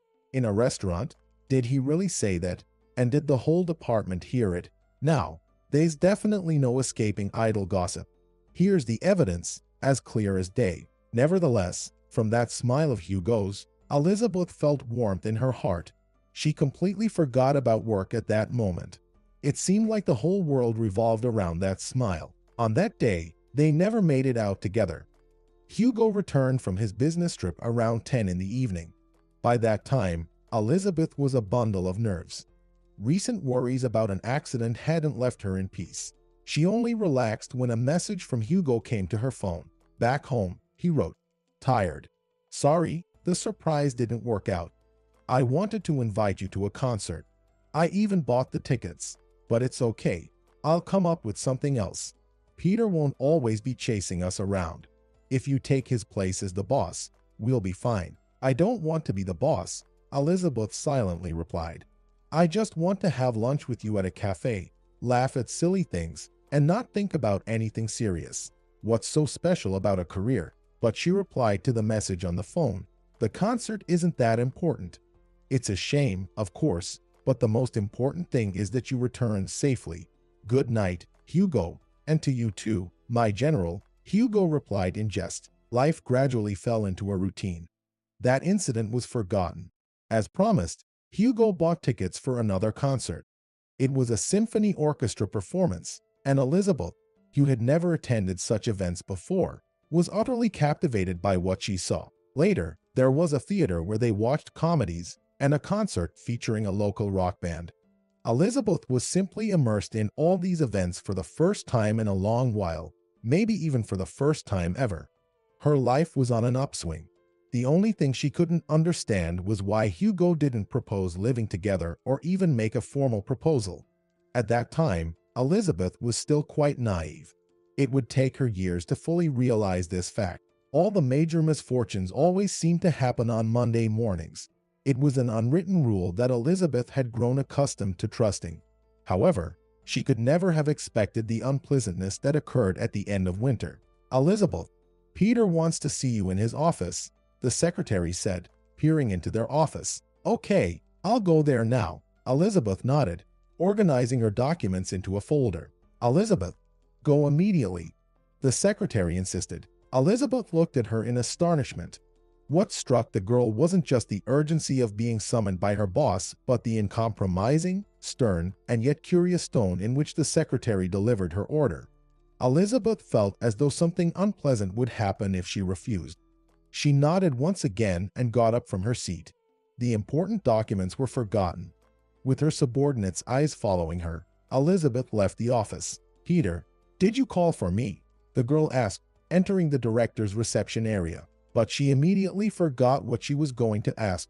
because the usually quiet, stately abode of the boss had turned into utter chaos. The office was filled with people discussing something, shuffling papers, and looking deadly serious. All of this could have been quite ordinary, as this was how business partners typically behaved, except for one but. Their firm had never had any dealings with the police, and the office was full of uniformed officers. Peter sat at his desk with an irritated look, gazing out the window. Elizabeth had never seen him like this before. It seemed like the boss wanted to kick out the uninvited guests but couldn't do so even if he tried. He didn't even seem to notice his employee's arrival. Elizabeth shifted her weight from foot to foot and tentatively repeated, "Peter, something happened." The boss finally spoke. "Oh, Elizabeth, Elizabeth." He sighed. "You've brought us quite an interesting life, and I trusted you so much." "What's happened, Peter?" Elizabeth exclaimed desperately. "I don't understand anything. Please, explain to me what I did wrong." What happened over the next few months felt like a terrifying dream, a bad nightmare, sheer madness that couldn't possibly happen in reality. "This isn't my signature," she repeatedly explained to the investigator. "I've never signed this document. I'm seeing it for the first time." "But initially, you claimed it was your signature," the investigator countered. "So, were you lying then or now?" "It does look like mine." "That's true," Elizabeth nodded. "But I've never signed such a document. Someone forged my handwriting." "You can conduct a handwriting analysis if you don't believe me." An analysis was conducted. To Elizabeth's astonishment, it revealed that the signature was indeed hers. Elizabeth had transferred a large sum of money to an one-day firm's account. She was a disciplined and thorough person, checking every document 100 times, like a paranoid. Hugo visited her in the detention center, but only a couple of times. He nodded seriously, listened to her complaints, and repeated the same words. "I'll definitely get you out of here. I'll hire the best lawyer. Come up with something. Baby, just hold on a little longer. Everything will be fine. And do you want me to bring your favorite pastries from that cafe where we met?" Elizabeth shook her head and wiped away her tears. "I don't want anything." However, very soon, Elizabeth regretted not asking him for a whole bakery because the man disappeared without a trace. He stopped visiting her, and there were no notes either. Maybe if Elizabeth had asked him for some favor, Hugo wouldn't have left her so quickly and without warning. Perhaps it was very foolish, but Elizabeth was more concerned about where her suitor had gone than the impending court hearing. Fears swirled and multiplied, replacing each other every half hour. What if Hugo had been in an accident, gone on another business trip and crashed, broken a leg somewhere, or fallen down the stairs in a building, or fallen seriously ill, and maybe just a common cold, but there was no one to bring him tea or buy medicine. After all, Hugo was all alone in the world. How would he manage? Her last hope was that Hugo would show up at the court hearing, but even then, Elizabeth's hopes were dashed. The hearing passed by in a blur. She was sentenced to 5 years in prison and sent to a settlement colony. Until the very last moment, barely hearing the verdict, Elizabeth searched for Hugo in the courtroom. If you divided Elizabeth's life into parts, there was first the village, a warm and cozy childhood, which, even though she grew up without her parents, could not be called unhappy. She had everything she needed. There were some friends around, Sarah and Brian. That time could rightfully be called carefree. Then there was the city, university, and work, education, career, an eternal race for grades or money. This time taught her many things. Above all, it taught her that happiness was not about social status. Elizabeth had money, and her superiors respected her, but without her grandmother and Hugo, she was essentially nothing. In prison, dressed in a prison robe, Elizabeth felt like a clone, one of many, just like the woman next to her. It was oppressive. Elizabeth was used to being special, unique, but here she had turned into nothing. However, sooner or later, someone had to notice her. "Hey, girl, can we talk?" her cellmate asked one evening, a woman of indeterminate age. This person could be anywhere between 30 and 50. "Don't know anything about you even though you've been here a week." "That's not right." Elizabeth looked at her fearfully, and the woman waved her hand reassuringly. "Don't worry. I'm just asking. I like melodramas, you know. I know everything about everyone here." I don't know anything about you, so I decided to find out what's what. If you don't want to talk, it's your business. Keep quiet. But I'm one of the old-timers here. I'm considered the girl's psychologist. Maybe I can help with some advice if you tell me, she said, extending her hand. My name is Lucy. Elizabeth nodded uncertainly and said, I'm Elizabeth. I already knew that, the woman replied. But apart from your name, I know nothing. Don't you want to share? Elizabeth pondered. On one hand, sharing her personal life with a stranger and talking about Hugo felt like gossiping. On the other hand, she was still bewildered, unable to understand what had happened and where her friend had disappeared to. Elizabeth never referred to him as her beloved. Deep down, she acknowledged that she had never fully understood the nature of their relationship. Maybe I do, Elizabeth said uncertainly, but I don't know where to start. So much has happened. How about starting from the beginning? Her cellmate suggested. From the moment you were born, why you ended up here. That's also a kind of beginning. Elizabeth was taken aback by this philosophy, but she had no objection. She decided to speak and said, I was convicted of embezzlement, but I didn't do anything like that. Someone forged my signature on the documents, but the forensic examination still concluded that it was me, and I don't understand. You didn't do anything, you say, her cellmate repeated thoughtfully. Could someone have slipped that piece of paper to you, and you didn't notice? That can't be, Elizabeth objected. I always check documents very carefully. I try not to be distracted by anything at such moments. I don't really have anything else to distract me. I didn't have any friends at work. It just turned out that way, she explained, feeling embarrassed, and I had no one else to talk to. I don't even have acquaintances I could chat with on the phone. My relatives are gone. And friends? I didn't make any friends. What? No boyfriend for such a beauty? I won't believe it, her cellmate said. Thank you, Elizabeth blushed. A boyfriend? There probably was one. But after I was sent to prison, he left me. Maybe you were corresponding with him, and you were looking at your own documents without realizing it.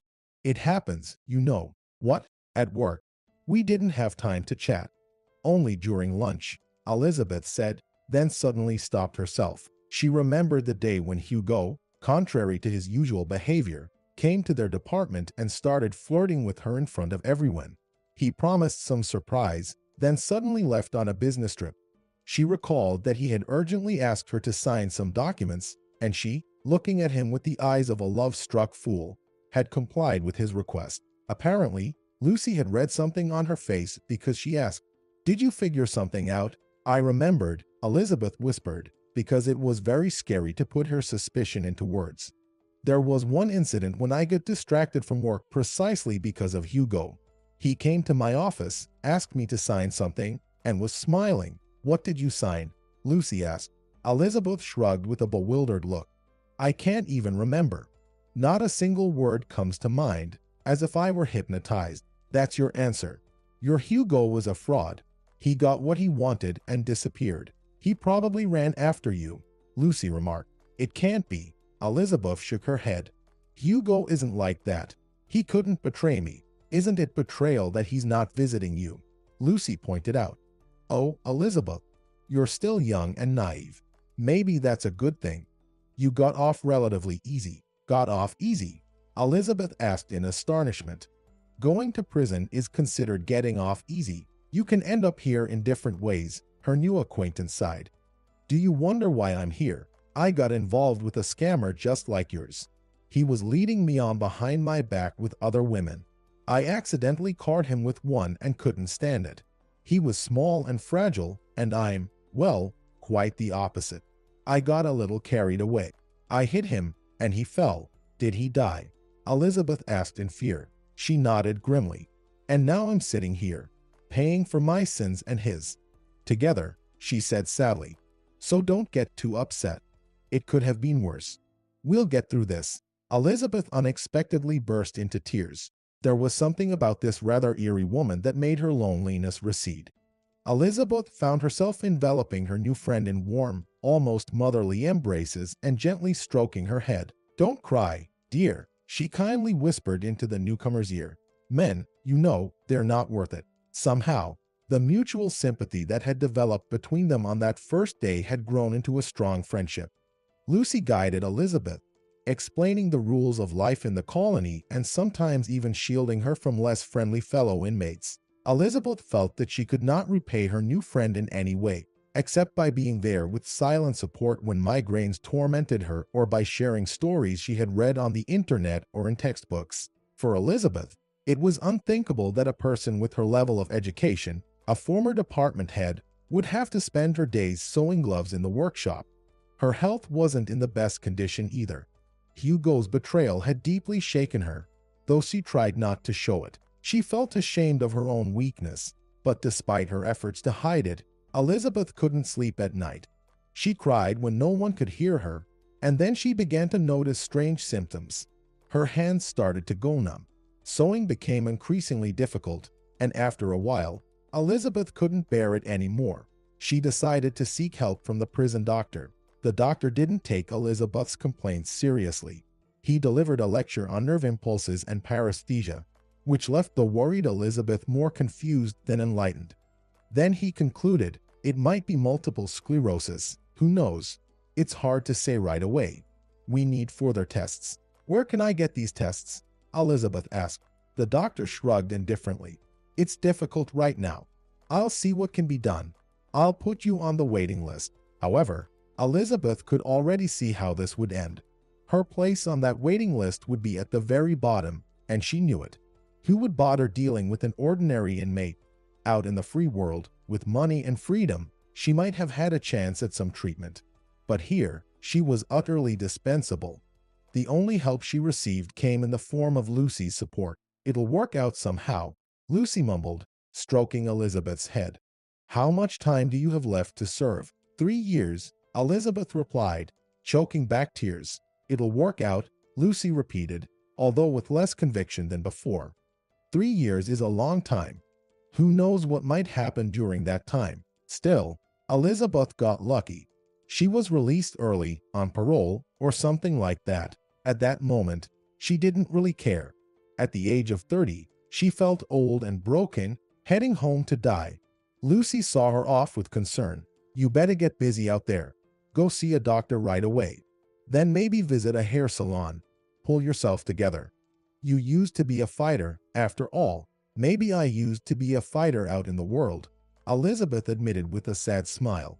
But now, what kind of fighter am I? You're returning to the outside world now, Lucy argued. Everything will be different there, even the air. And then, I'll come to visit you. Only 3 years left. You'll have a guest, out of old habit. Of course, I'll welcome you, Elizabeth assured her.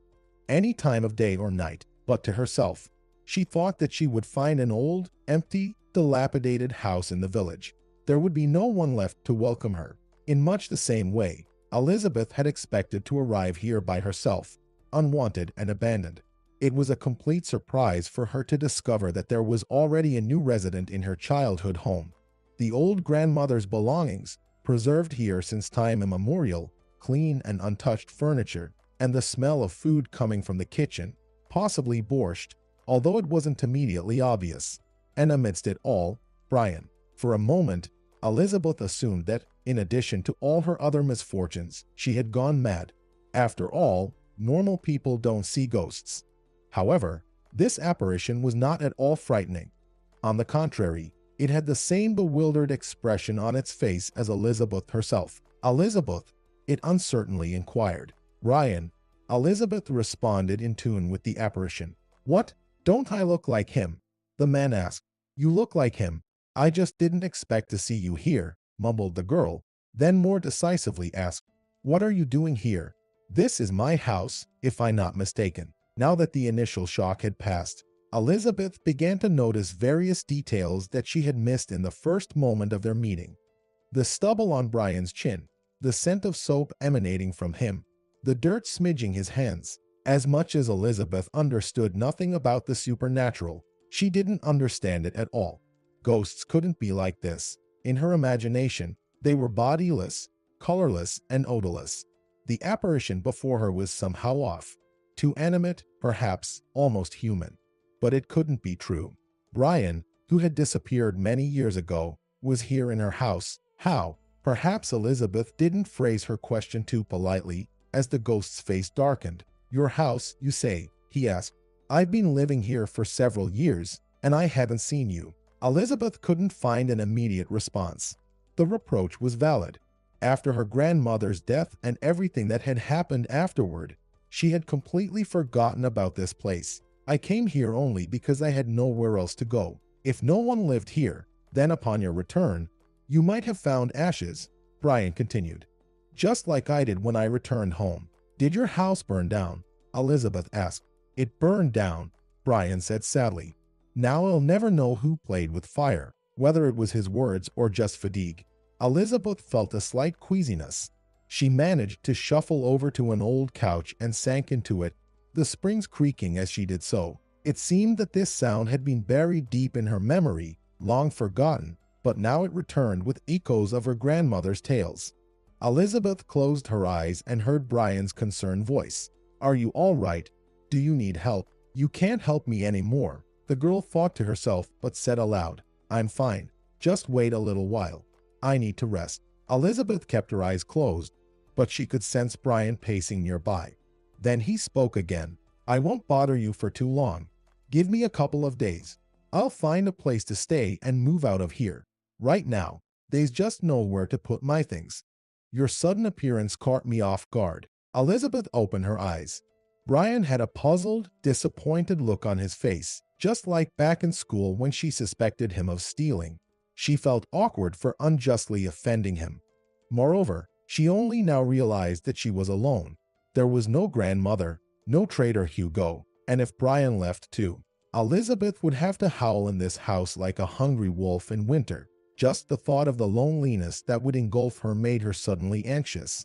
Trying not to reveal her true feelings, Elizabeth muttered, I'm not chasing you away. Stay as long as you need. Really? Brian asked. Elizabeth nodded. Yes, there are 2 rooms in this house, and I'm all alone. You can stay in the smaller one, or whichever one you like. I don't need much. She wanted to mention that she didn't have much time left, but she refrained from bringing up that topic. Why frighten the man away? All she wished for was to peacefully spend her remaining time in the company of a familiar person. In her current situation, Elizabeth didn't have the luxury of being choosy. If you say so, then thank you, Brian said awkwardly. I'll try not to be too much of a bother. Years seemed to fade away. Beneath the exterior of a mature man with stubble on his chin, Elizabeth saw her former classmate, the quirky and reclusive boy who always seemed awkward in their company. She wanted to inquire about Brian's life, but realized that she would inevitably have to pay for her curiosity later. The last years of her life had not been particularly bright, and she had no desire to share the gloomy details of her past with Brian. So, it's settled, she said with a forced smile. Which room is mine? Are you seriously asking me? Brian was surprised. Elizabeth, are you kidding? This is your house. You're the one in charge here. In that case, if you don't mind, I'll take the same room I had in my childhood, she replied. The one that overlooks the garden. I'll go there right now and lie down for a while. My legs can barely carry me after the journey. Elizabeth suddenly felt tears welling up in her eyes. Trying not to show them, she hurried into the room but almost stumbled against the door frame due to a sudden weakness. Careful, Brian caught her and helped her maintain her balance. Are you absolutely sure you're okay? In perfect shape, Elizabeth recited. Don't worry about a thing. Go about your business. You can even pretend I'm not here at all. How can I pretend when you're here? Brian was astonished. Elizabeth couldn't quite grasp the emotion in his voice. Concern for her, dislike, or maybe something else that she couldn't quite put name to. She didn't have the strength or time to ponder this question. Elizabeth fell asleep as soon as her head touched the pillow, and she woke up as if only a couple of minutes had passed. For a moment, she wondered if it was all a dream. Then her sense of smell detected a faint scent of shaving cream, and her gaze fell upon a men's shirt hanging in the closet. Memories of the previous day started flooding back to Elizabeth, accompanied by a sense of embarrassment. It seemed she had taken the room where Brian had spent the night, simply barging into someone else's, even though it had once been hers. Oh, how awkward! She left the room and tiptoed to the bathroom. Here, too, there were traces of Brian everywhere, his toothbrush on the shelf, a new faucet over the sink. Elizabeth remembered that the old one hadn't been cleaned of rust and constantly dripped water. There was laundry soaking in a basin. Washing her face, Elizabeth felt like a guest in her own home. It wasn't exactly unpleasant, but rather awkward. Now Elizabeth had no idea how to behave. Sounds of water running and clinking dishes came from the kitchen, and she suddenly smelled the aroma of eggs with sausage. That scent was more enticing than any perfume. Setting aside her doubts, Elizabeth made her way to the kitchen. "Good morning." Brian somehow sensed her presence without even turning to face her. "Did you sleep well?" Elizabeth couldn't find the words to reply. The table was set as if in a fine restaurant, if such a thing could be said about a simple country kitchen. There was a generous serving of scrambled eggs with sausage, garnished with ketchup, on a plate. Next to it was a huge mug of hot tea with a lemon slice floating on its surface. The napkins were fancy, adorned with images of Christmas trees and mandarins. "I wanted to decorate the table somehow, but I couldn't find anything else," Brian explained, noticing where Elizabeth's gaze was directed. "What's wrong? Don't you like it?" "I deliberately took out these napkins from the sideboard, thinking they might brighten up your mood." "Like it," Elizabeth said, embarrassed. "It's just also unexpected." "Wait, did you say good morning? How long did I sleep?" Brian glanced at the clock. "It's around 1800 hours, I think." Elizabeth grabbed her head. "Nightmare. I'm so sorry." "For what?" Brian was surprised. "For everything," Elizabeth replied. "I came without warning, took your room, settled in as if it were a sanatorium. And now you're even feeding me. Legally, this room is yours," Brian pointed out. "But in reality, it's been yours for a long time," Elizabeth replied. "Thank you for preserving everything here, even these napkins. It's a real miracle that they are still intact. It feels awkward to even use them. Each one is a memory of those times." Elizabeth felt tears welling up in her eyes. What terrible timing. She had promised herself not to cry long ago. Brian tactfully pretended not to notice. "Have a seat and eat," he said. "Otherwise, everything will get cold. I've already eaten. I'm going to tend to the garden. The beds need watering." Brian quietly retreated, and Elizabeth sat down, tears streaming down her face, as she picked up a fork from the table. Her hands started trembling again, a troubling symptom. She clenched her fist tightly. She didn't want to die so soon. Touched by such kindness, Elizabeth wanted to have more of it. After breakfast, she found her grandmother's clothes in the closet and scrutinized herself critically in the mirror. The old dress didn't really suit Elizabeth, and in the past, she would never have worn anything like it. But those times had long since passed. In the mirror, she saw a pale, worn-out figure, a real ghost. Such individuals usually didn't wear anything else. Rags suited them just fine. "Do you need any help?" Elizabeth circled the house and froze behind Brian. He shook his head. "No need. I'm almost done. Just one bed left, and I'll manage." Elizabeth surveyed the garden. Weeds had overtaken the edges of the plot, but there were still a few well-tended beds. It seemed Brian hadn't been particularly interested in gardening, either due to a lack of desire or time. "Where do you work, if you don't mind me asking?" she inquired. "And what do you do?" "You could say I followed in your father's footsteps," he replied. "I work as a long-haul truck driver. I'm on vacation right now." "But didn't you want to become a tractor driver?" Elizabeth asked in surprise. "How do you know that?" he wondered. "You told me yourself." "Many years ago, at the cemetery," she answered, and she immediately regretted bringing up the topic. Remembering the past was painful, not just because everything had been much simpler back then. No, Elizabeth unexpectedly recalled what had happened many years ago, how Brian had been accused of theft, how she had turned away from him. An awkward silence hung between them. "It didn't work out," Brian finally said. "I wasn't accepted into the local university for obvious reasons. I needed to earn a living. I got my driver's license and hit the road. I've always loved cars and roads. For obvious reasons, I'm also planning to look for work," Elizabeth mumbled. "Do you happen to know if anyone in the village is hiring? Seems like one woman from the grocery store is planning to take maternity leave." "Check at the store. Maybe they hadn't found a replacement yet, or on a form. Elizabeth nodded. Then I won't delay. I'll go ask right now. Good luck, Brian wished her. It seems genuinely so. At least Elizabeth didn't detect any hidden meaning in his words. Elizabeth only realized that her choice of clothing wasn't quite suitable for social outings once she stepped outside. She thought about it for a moment and then shrugged it off. Was it worth worrying about her image when she had her own skeletons in the closet? Brian's story hadn't exactly filled her with optimism, and she also remembered the warm reception she received on the bus. The villagers already didn't have much love for her. And what would happen when they found out about her prison history? Elizabeth had known David, the owner of the grocery store, since childhood. He was a well-fed, rather jovial man, and over the years, he hadn't changed much. Perhaps a bit more gray in his hair. David didn't recognize Elizabeth at first. He was busy tallying up groceries and didn't notice her arrival. She had to call his name twice before it registered. "Good day," she said timidly. The man cast a distracted glance her way before returning to his candy counting. "What can I do for you?" "Hello, David," Elizabeth said timidly. "Don't you recognize me?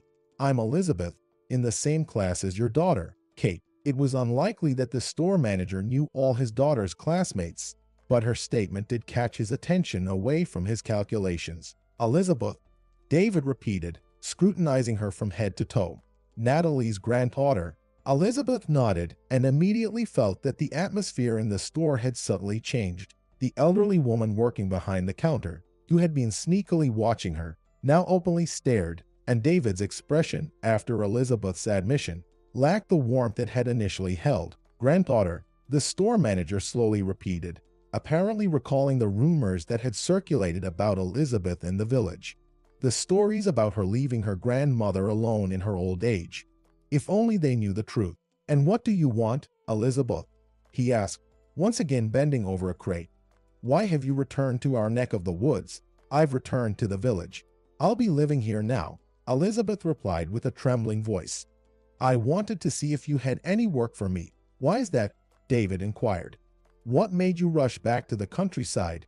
I'm sure the pay is better in the city." "I didn't succeed there," Elizabeth almost replied, but she thought better of it. Elizabeth had a feeling that David was unlikely to be sympathetic to her story. "I've decided to move," she vaguely replied. "So, what do you say, David? Do you have any job openings for me? We need a cashier," the man replied, without much enthusiasm. It seemed like he was only admitting this for the sake of Natalie's memory, but it might be too modest, not very prestigious, as they say. "No problem," Elizabeth assured him. "I can handle it." "Probably," David agreed, "since you managed something in the city.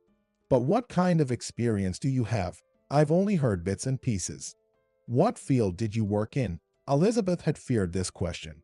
Casting a glance at the worker who hadn't taken her eyes off her, she said, "David, can we talk privately? I'll tell you everything." In the storeroom, Elizabeth spilled her story to David, concluding with, "But I'm not guilty, David. I was framed." Elizabeth realized it sounded pathetic and silly, but there was nothing she could do. Perhaps every criminal had said at least once that they were framed, even if it wasn't true. Was there even a slight chance that her fellow villagers would be moved by these words and believe her? David remained silent for a very long time, seemingly unable to digest the information he had received. Elizabeth anxiously shifted on her feet, then couldn't help but ask, "So, what do you say?" David jolted as if waking from a dream, looking at her in bewilderment. "What are you asking about? Can I work as a cashier here or not?" Elizabeth clarified. "You mentioned that you need a cashier." "Indeed," David nodded. But before he could finish his sentence, Elizabeth already knew how this would end. David would come up with 1,000 excuses just to avoid hiring a former convict. He'd cite her lack of experience in retail. He'd say he needed to conduct interviews, as if there was a line of candidates outside his door.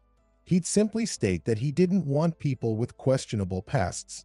And that's precisely what happened. David was a well-mannered man and didn't tell her the whole truth. Instead, he mentioned that his niece was also looking for a job and might want to work at the store. But if not, he concluded with a forced cheerfulness, "I'd be happy to have you. After all, you're one of us." having studied with my daughter. Leaving the store, Elizabeth struggled to hold back tears. They would have gladly accepted her, wouldn't they? How naive she was. She had opened her heart to the old man, and how had he repaid her honesty? Elizabeth returned home, visibly upset, unable to hide her feelings from Brian. He had been working on the crooked fence but abandoned his task when he saw her distressed expression. "What happened?" he asked. "You look so off." "Normal luck," Elizabeth snapped, but immediately corrected herself. "I'm sorry, Brian. I just didn't get the job, and it's disappointing. I wanted it to work out so badly, I completely forgot that a single interview rarely seals the deal." Elizabeth couldn't help but think that her time living with Brian might be short-lived. What if Brian found out about his neighbor's recent release from prison and decided to leave? Elizabeth had so hoped to have someone close to her. To the store, Brian clarified, "That's strange. David seems like a decent guy. If you want, I can talk to him." No, it's not necessary," Elizabeth hastily replied. The thought of how David might tell her story terrified her. Of course, it would come out sooner or later, but better late, and ideally never. "What about trying the form?" Brian inquired. "They always seem to need workers there." "I haven't tried any form," Elizabeth sighed, "and I won't anymore. I'll live the rest of my days without work. They say the deceased don't need money." Hearing these words, Brian almost dropped his hammer. "What are you saying?" he asked, alarmed. "Talking about the deceased, Elizabeth. What's going on with you?" It was only too late that Elizabeth realized she had spoken her habitual saying aloud. She understood that she would have to reveal the truth. "I'm ill, Brian," she confessed. "It's a very serious diagnosis. Maybe it's for the best that I wasn't hired at the store. I'll spend the rest of my days enjoying nature, maybe grow something in the garden. I'll sell my grandmother's treasures. It's a shame, of course, but one must make do." Brian began to press Elizabeth for details about her diagnosis and the tests she had undergone, but she deflected his inquiries. "Let's not talk about it, please," Elizabeth implored. "Discussing it is too painful. Besides, I don't want you to think of me as a broken-down old wreck. Act like I'm a regular person, okay? Remember me as healthy." Brian stared at her in disbelief for a few moments, then angrily thrust his hammer into the ground. "You've gone mad," he muttered. "First, you shock me with this news, and then you ask me to forget about it. If you're worried that I'm contagious, it's not like that," Elizabeth hurriedly explained. Brian gave her a condescending look and grumbled, "You're a fool, and how did you ever become a supervisor?" "I'm sorry for calling you a fool," he added, "but you were right, weren't you?" Elizabeth remarked. "I'm a fool. I've lived my life somehow, and now I'm paying the price." "Don't say that," Brian objected. "You have to fight." Elizabeth shook her head. "I'm just too tired," she said. "You know what, Brian? Can I ask you a favor? Please don't leave me before I'm not here anymore. And I'll leave this house to you as a token of my gratitude. Just don't say I measure everything in money and all that. This house is the only thing I have left, the most precious memory of my grandmother.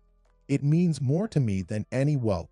I can't offer you anything better." "I don't need any house," Brian replied. "Don't talk nonsense. I'm tired of hearing about death, and I'm tired of talking about it," Elizabeth agreed. They spent the rest of the evening in silence, and Elizabeth felt that it was good and right. Words were no longer needed. It was enough to sit next to each other and watch the sunset. Brian kept his word and never brought up her illness again. Elizabeth felt a bit relieved. It was easier to feel healthy this way. They simply sat together on the bench, cooked dinner together, and watched some movies on the old laptop. However, this tranquility was bound to end sooner or later.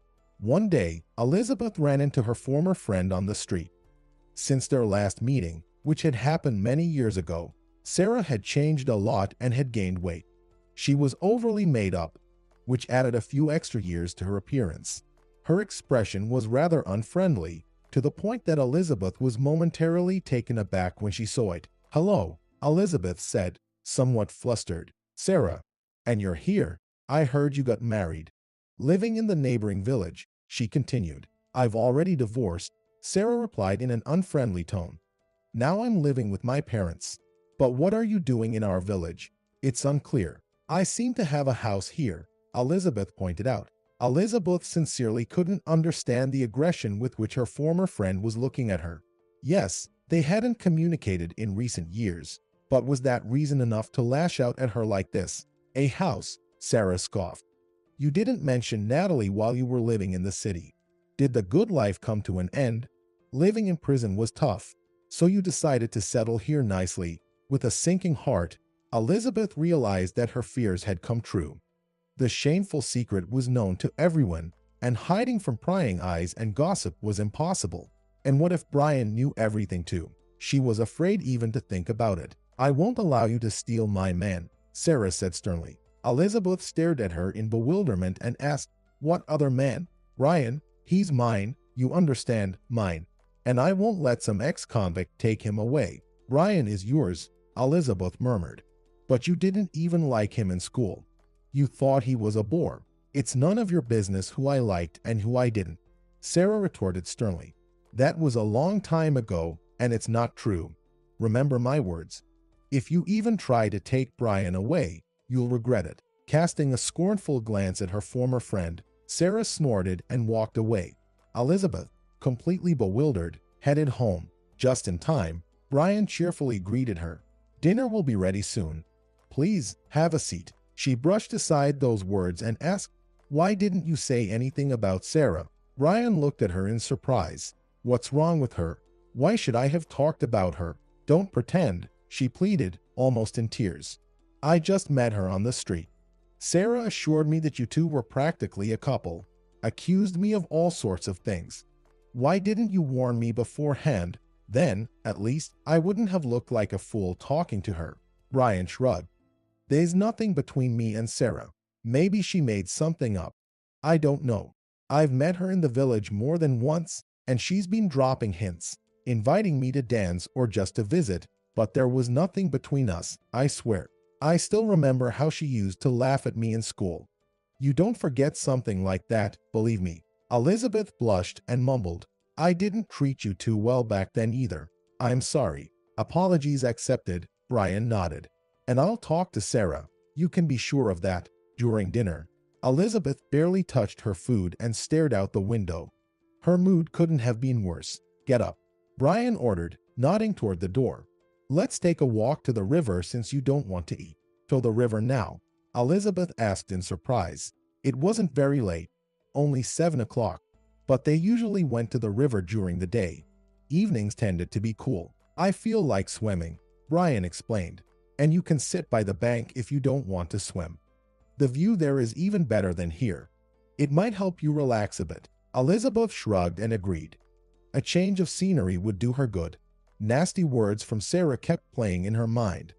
She put on a sweater and followed Brian out of the house. As they descended the porch steps, Brian took her hand. If Sarah sees us together, she won't forgive this, Elizabeth warned him.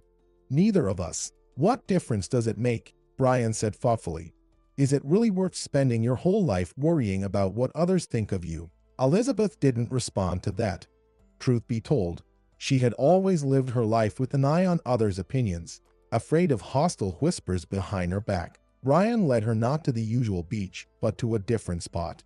The banks here were rugged, and there was said to be a strong current underwater. It wasn't an ideal swimming spot. Do you want to swim here? Elizabeth asked skeptically. Yes, why not? Brian wondered. It's dangerous here, she observed. Why don't we go to the usual spot? There are too many people there now, the man replied.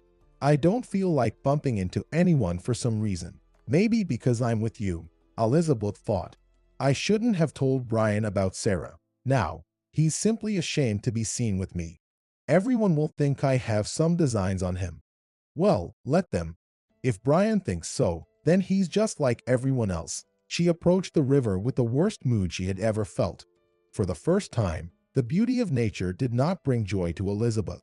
Feeling like a burden, she sat down on a blanket and hugged her knees. Ignoring her mood entirely, Brian undressed, winked at her, and headed toward the edge of the cliff. You'll see some top-notch diving now, he promised. Sometimes I think I was born to be a great swimmer. Elizabeth couldn't help but smile involuntarily. Go on then. It's going to get very cold soon. Wait, are you really going to jump from here? Where else? Brian wondered. I promised to show you a performance. I can't dive in shallow waters for real. Now Elizabeth was thoroughly anxious. She got up from the blanket and anxiously watched as Brian approached the edge, gathered himself, and jumped down. He did it like a true athlete, she thought with an inexplicable sense of pride, as if he were her husband or boyfriend. Even though there were no hints of such a development in their relationship, they lived as neighbors or siblings. But deep down, Elizabeth had to admit to herself that she wanted more. It's time, she muttered grimly. Back in school, I rejected him, and now I'll start flirting. It's just ridiculous. But Elizabeth didn't feel like laughing at all. On the contrary, she was doing her best not to cry. Well, what do you think? Brian asked, swimming back and forth in front of her. Did I make an impression? You certainly did, the girl agreed. Now get out quickly, or you'll freeze. In truth, Elizabeth was not concerned about the cold.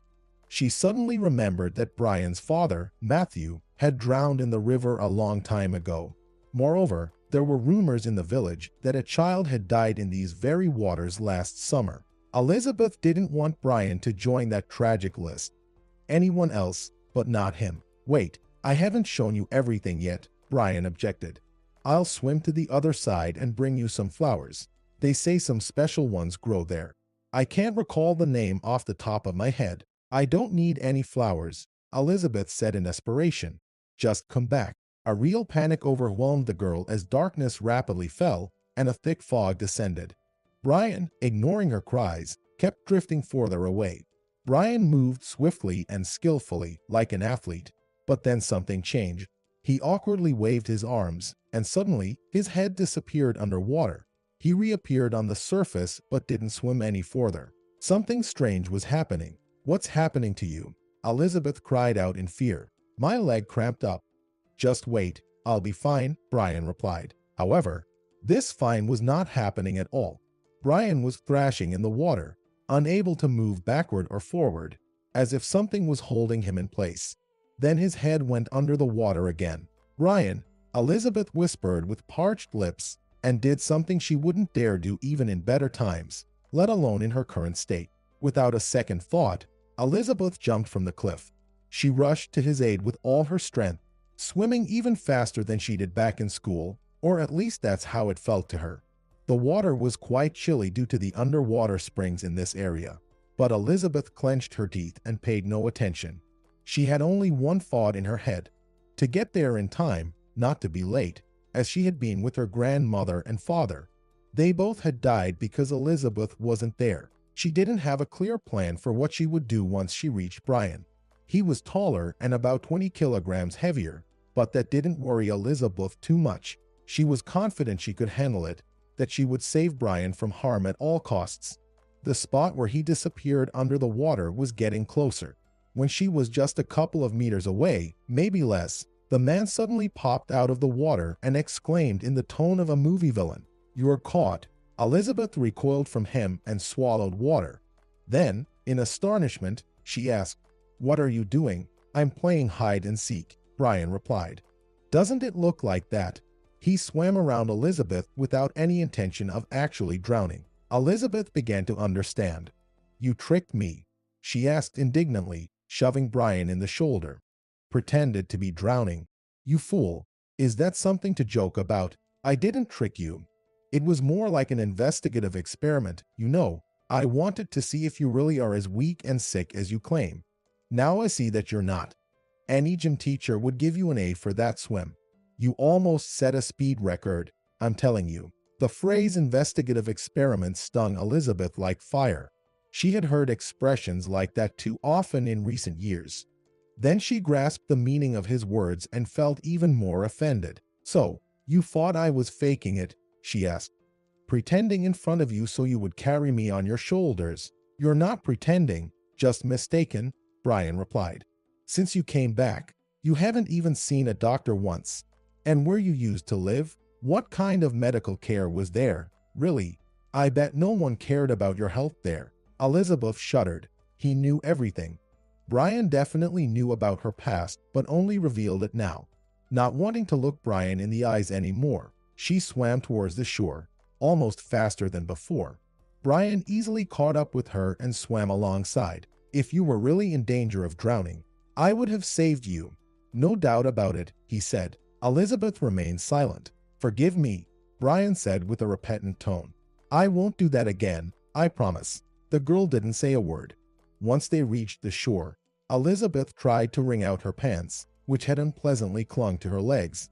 Meanwhile, Brian stood nearby, looking into her face. "How long have you known?" Elizabeth asked briefly. "Known about what?" Brian didn't understand. "About the prison. Probably found out a couple of days after you arrived," Brian admitted. "The old ladies in the store were gossiping. And what do you think about it?" Brian shrugged. "Nothing. I think it's your business. If you don't want to talk about it, I won't pry. Life can be complicated. I know that from experience." Elizabeth finally dared to look him in the eyes. There was no judgment in them, just concern. "Even despite what happened at school?" she asked. "Back then, you were accused of theft, and no one believed you, and you tried to talk to me," Brian calmly replied, "and I acted like a hysterical fool." "Don't worry, I remember. But what really happened back then?" Elizabeth asked. "Why did you trespass on someone else's property?" "I trespassed because I was a romantic idiot," Brian answered. "Nicholas's father had a lot of money, remember?" Elizabeth nodded. "So, they had lots of money, and the garden was like an arboretum because Nicholas's mother kept buying all sorts of plants. But I decided to get some rare flowers for you. Lilies or violet roses," Brian continued. "I thought their place was like a fairy tale, and it turned out to be one, but not for everyone. Nicholas probably stole from his own father and pinned it on me. I didn't even make it to the flower bed. I got caught." "You wanted to give me flowers," Elizabeth whispered. "Just like that," Brian nodded. "Truth is always simple," he remarked. "Maybe I lied to you today. I'm sorry for that." "Lied? About what?" Elizabeth didn't understand. "Deep down, I wanted to see if you'd rescue me or not," Brian mumbled. "I care." Elizabeth shook her head. "I probably would have swum across the ocean to save you." The sun had finally disappeared below the horizon, and it was getting cold. Brian noticed this and wrapped Elizabeth in his t-shirt. "Let's head back home," he said hastily. "We don't want you getting pneumonia out here." "Then you won't believe I'm sick either," Elizabeth asked. "Let's go faster." "Towards hot tea and a blanket," Brian replied. Elizabeth wanted all the naysayers and gossipers, including Sarah and David, to see them together and know that Brian had chosen her just the way she was, despite all her flaws. When they got back home, she changed into dry clothes and wrapped herself in a blanket. Brian brought her a huge cup of tea. The drink smelled like honey, just the way Elizabeth's grandmother used to make it when she had a cold. Elizabeth twirled the cup in her hands and sighed. "I'll tell you everything," she muttered. "You need to know about everything that happened to me over these years. Although maybe you won't believe me. Criminals always say they're innocent." "I'll believe you," Brian vowed. "I always know when you're lying." "And how do you determine that?" Elizabeth wondered. "Do I lie so often that you've started to pick up on these moments?" "On the contrary, rarely," Brian replied. Elizabeth chuckled nervously. "I hope I won't lose my voice after this swim. Otherwise, you'll definitely call me a liar," she said.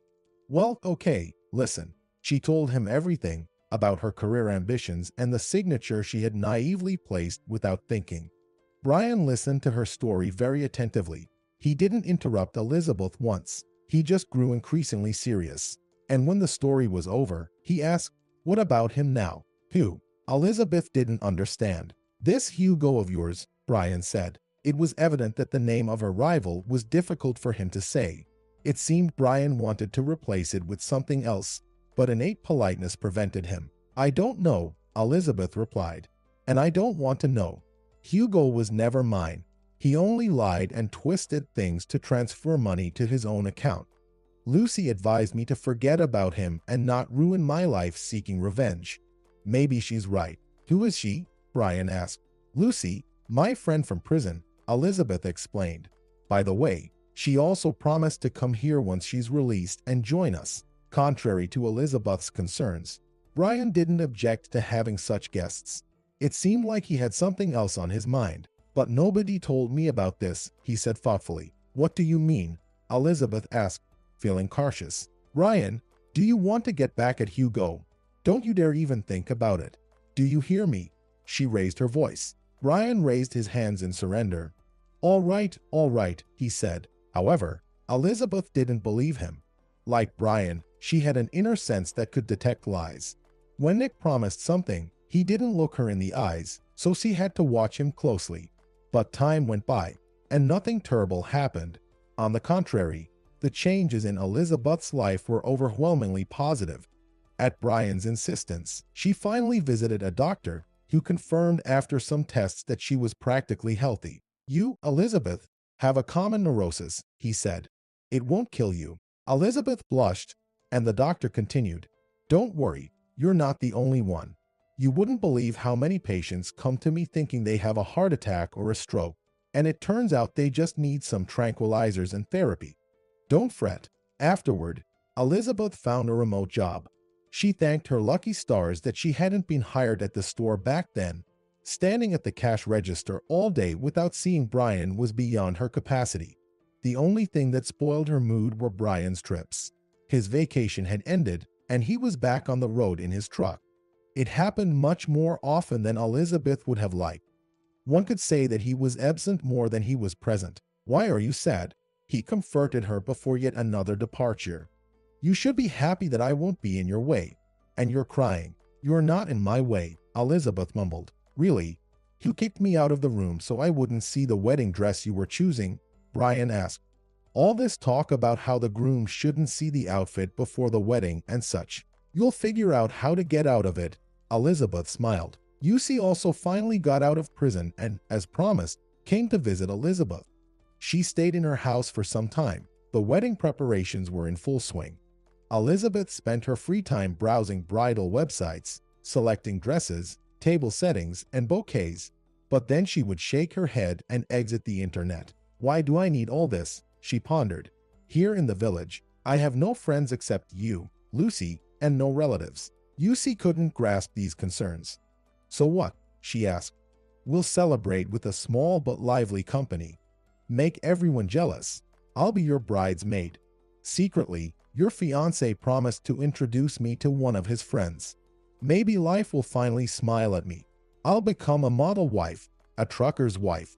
I'll cook, clean, and wait for my husband to return from his trips. She had such a dreamy expression on her face that Elizabeth laughed. You forgot about the children, she said. About 2, Lucy replied. Or maybe 3. I haven't decided yet. Lucy, you won't be able to handle all that sewing, cooking, and taking care of the kids, Elizabeth said. Better tell me when you tell Brian about this. You're keeping such big news from him. Elizabeth gently caressed her stomach and smiled. Soon, she assured her friend. Maybe before the wedding. I'm not even sure what to think about it myself, let alone telling others. But you've already told me, Lucy pointed out.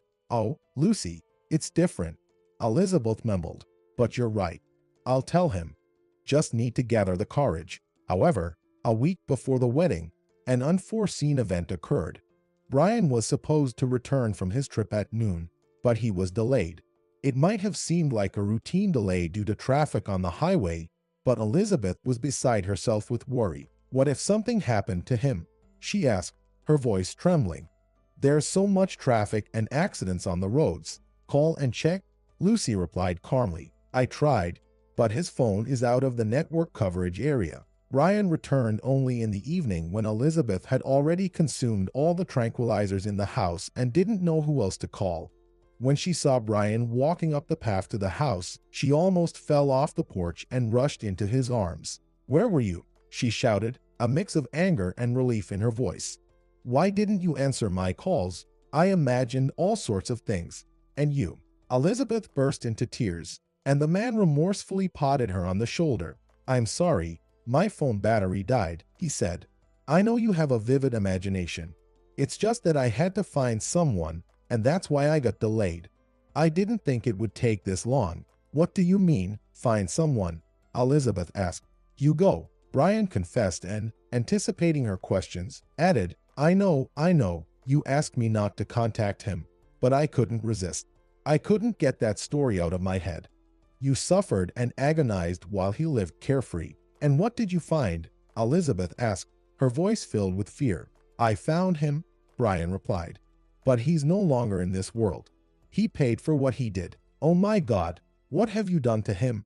What have you done, Brian? Elizabeth cried out. The man shrugged. I didn't do anything. Life took care of it. That guy has been gone for 2 years now. He's been buried.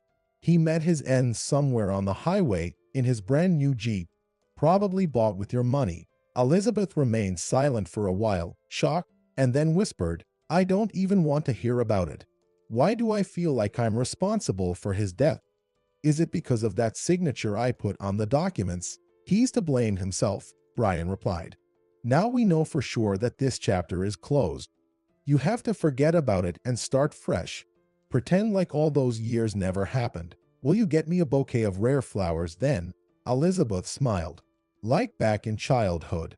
Will you give me a stone with a hole in it? Brian nodded. For a cause like that, I'll search the entire shore. I promise. To Elizabeth, it seemed like even the stars had become brighter with this statement. Everything had returned to normal. Everything was fine. And Elizabeth had finally found her